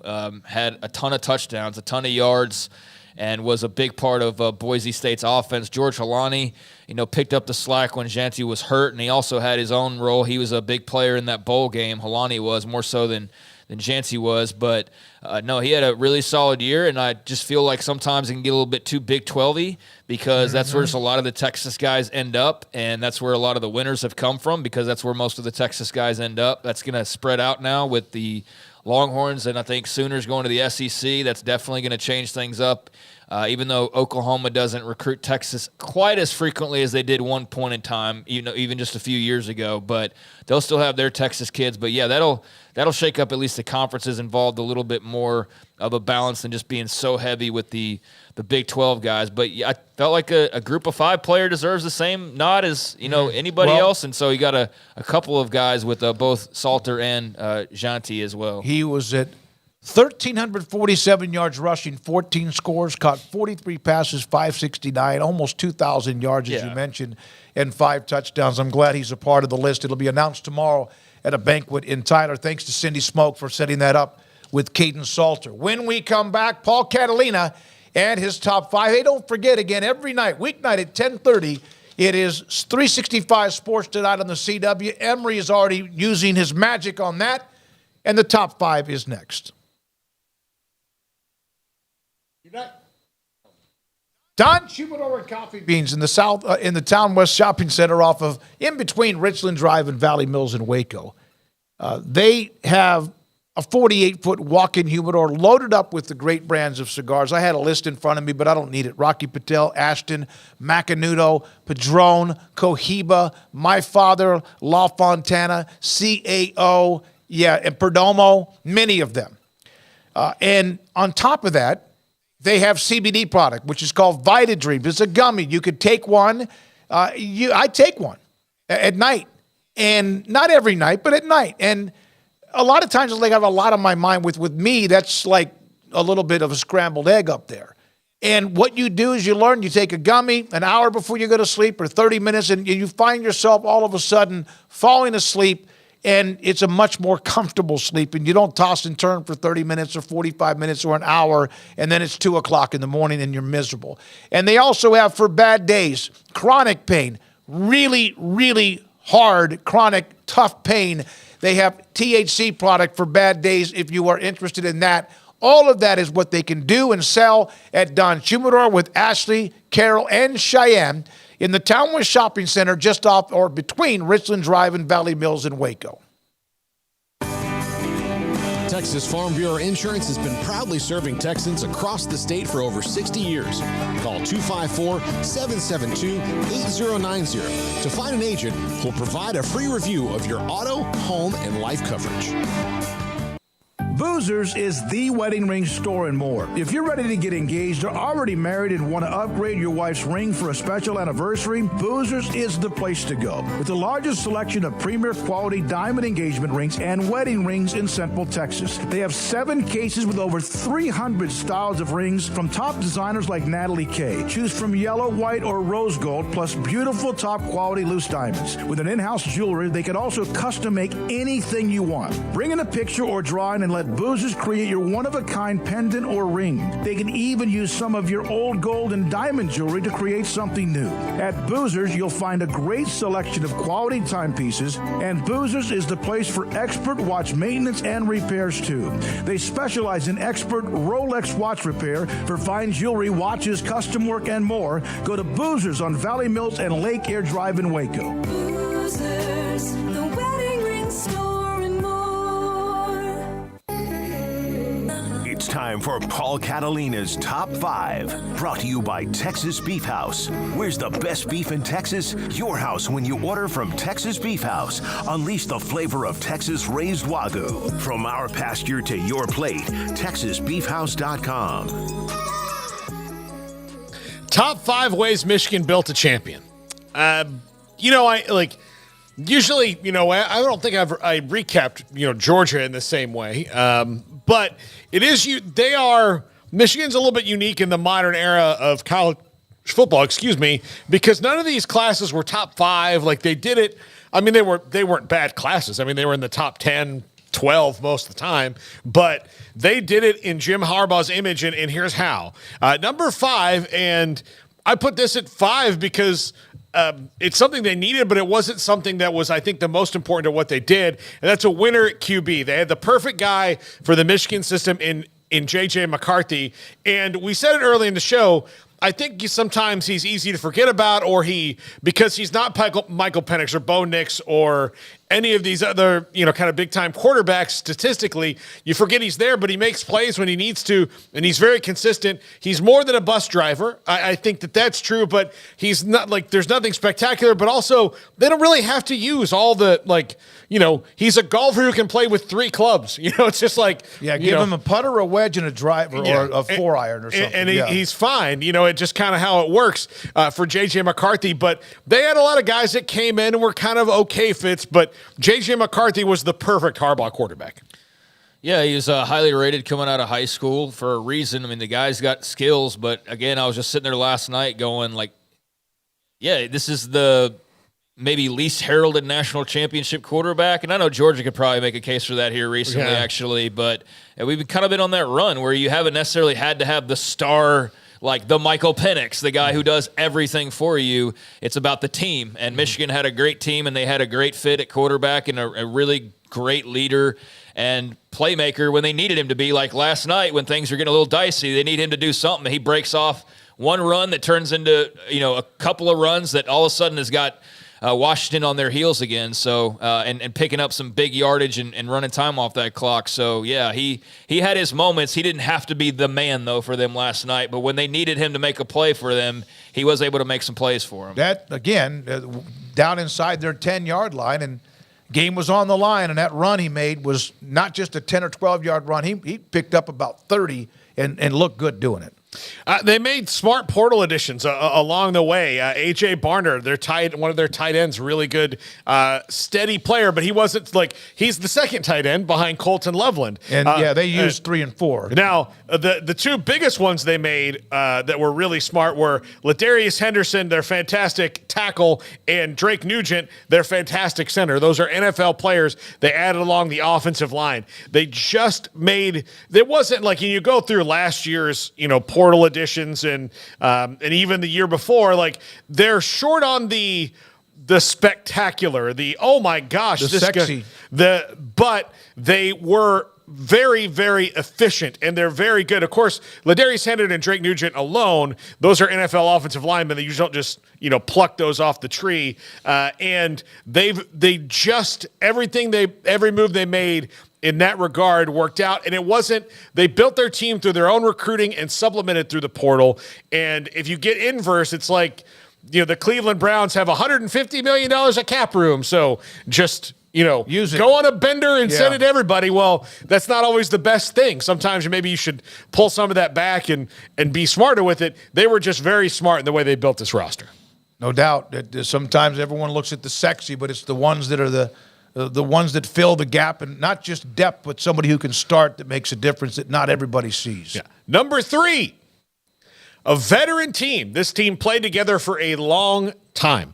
The guys they lost, that they lose in the portal, they didn't lose anybody that was super crucial. I think Eric All, who was a very good tight end at Iowa, was probably the biggest one that they've lost over the last couple of years. But this team, for the most part, played together for a long time. Blake Corum came back after an injury last year at the running back position and did what he did this year. They just all were together for so long that this ending almost seems inevitable when you think about how you have older players that stick together through college sports longer than they have the last few years because of COVID and because of now NIL and things that are making teams stick. This veteran team showed why it's good to have juniors and seniors littering your roster because they can control games. Yeah, I think we've seen the benefits. TCU, even last year, coming up short, was a very veteran-laden team. Baylor, a couple years back, very veteran-laden team. And I'm not talking national titles, obviously, but I'm talking about conference championships, and we can go down the line. Finished number 5 in the country, Yeah, they finished top 5 that year. TCU, obviously, was national runner-up. But, the older and more, experienced you are is going to be a huge benefit. And I do wonder – in watching them last night, and I saw this posed by just someone completely random that I came across skimming through Twitter, but I was thinking the same thing a week or so ago and just thinking about college football in the future with NIL, and there's even talks about like raising the scholarship limits and all the things that are going in favor of just how much are people going to now be stacking depth as much as humanly possible to replicate what a Michigan was able to do, because you're like not necessarily the sexy wide receiver, but just solid deep and experienced and all of those things. And that's what seems to be paying off in this era, is being deep and experienced and aged and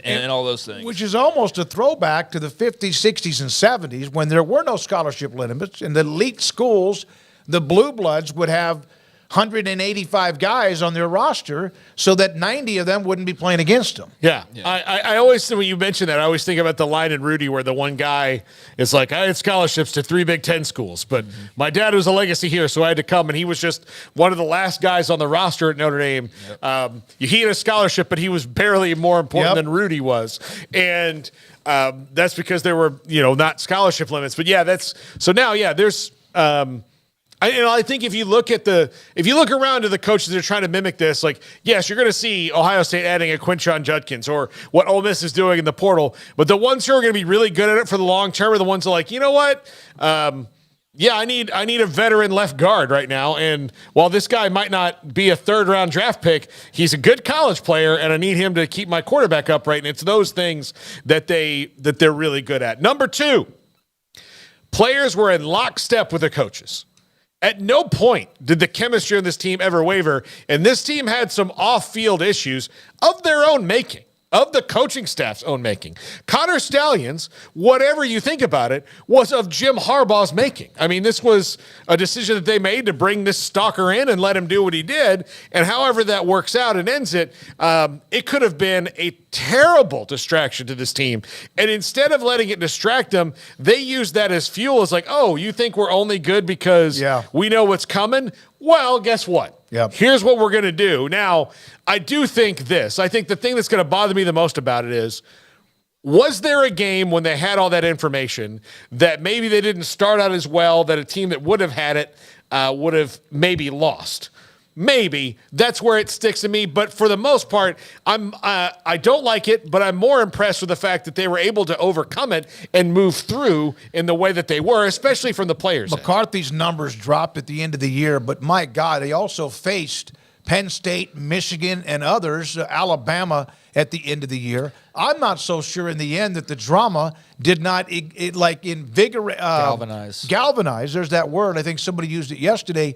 Galvanize them, because there was never any kind of like leakage. You never really saw any kind of like, man, oil. They're leaking oil at any time. Even when they were pushed, I thought they did incredibly well. Yeah, I'm pretty sure that when all that was happening, I was of the opinion of, well, of course teams are cheating. I mean, that's kind of what I felt like, because it's college football. You mean to tell me that somebody's looking to get an advantage? Oh my God, I can't believe it. In college football, no way. So I wasn't surprised by the fact that there was something potentially going on. But, to their critics, I mean, they did go down that stretch. Harbaugh served a suspension, and they kept on winning. And so that's all you could do from their standpoint, and that's what they did. And so, everybody, whoever wants to say, can say whatever they want to say. But Michigan's going to be next to 2023 national champions in football for the remainder of time, and there's not going to be an asterisk. There's not going to be a Reggie Bush USC 04. There's not going to be any of that. I mean, as far as we could tell, unless there's some super smoking gun, but at this point you would have heard about that. So yeah, I mean, there will be naysayers, but I feel like there is, even for teams who do it. Like, there's teams that, even with Georgia last year, like, yeah, but they, so that's going to be part of the deal, and I don't think Michigan fans are too worried about that, and nor should they be, really, after last night. No. And number one, the best offensive and defensive line combo in America. Mm-hmm. That's how you do it. They were very, again, veteran-laden. Look, I guess Mason Graham's coming back next year. I mean, they're going to lose Chris Jenkins, but they lost Mozzie Smith and didn't miss a step. So their building up front has been second to none, and that is good old-school Michigan football that they did, and they were just so dominant up front. And again, without, they didn't have a, Dallas Turner or Jared Verse type pass rusher that was racking up sacks. It's just, they just stuffed you every time. And it was like they got their hands on you. And I know an offensive line, but they got on, you were like Velcro. Mm-hmm. They just beat you up. And it wasn't always flawless, but it was impressive. Well, they left Washington limping out of that building last night. At least their star quarterback. They left him dinged up and bruised up. And yeah, when they got their hands on you, they brought you down. There wasn't missed tackles or there was a very solid football team, and very well coached. As much as people want to hate to hear that, but it's true. Mm-hmm. And that doesn't just assign credit to Harbaugh. It assigns credit to everybody on that staff. I do hate, though, the one part that I will hate about going back to number 2 is if I've kind of avoided the whole Stallions thing ever since it happened. I don't like the whole I don't want any part of that or to entertain any of it or whatever. So I hope it doesn't become a thing where it's like now a goofy, like, oh, here's Connor Stallions. You know what I'm saying? And I don't want them to make a mockery of it, because I think that would take away and kind of spit in the face of some of those who did do it the right way, or just kind of the way that they went about it. Like, yeah, leave him exit stage left for good from now on. But saw the I guess response. He had a meme or something, or a GIF that he put out last night, and I'm going to go back to staying away from that. But it was inevitable there would be a comment of some sort, and they need to move on. Look, the buying tickets and shooting on your cell phone was one thing, but when he's scamming his way on a Central Michigan sideline, that's kind of a new level. Yeah. But seriously, and he was in the military and then left. I kind of think the military, maybe he's a little nuts. Maybe they don't want him back, but I don't know. He's celebrating last night, though. I'm just saying I don't want him to be a regular part of my entertainment routine when it comes to college football. No thanks. No, it was. I'd rather it. I would rather it not. Let's just celebrate Michigan football and what they did. Mason Smith, any good? He could be, but he's headed to the NFL. Potential. Yeah, I was just trying to. Well, I didn't know. Also, Jace McClellan, running back at Alabama. He's a Alito, great player in high school in Texas, headed to the NFL. I want to say happy birthday to Leslie, that's retired stockbroker's wife. She's also a Michigan girl. She was a Go Big Blue. Congratulations on her birthday present. The team she loves winning the national title. Sorry, I did not mention that yesterday on actually the birthday.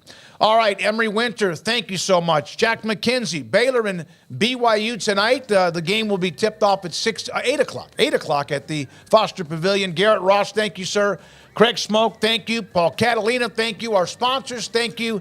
And you, of course, in the chat. And also the text line. We'll get to whatever we couldn't get to. We'll do that tomorrow. And thanks to the super chats today from Kim, retired stockbroker, among many others. I'm David Smoak. Good night, 365 Sports.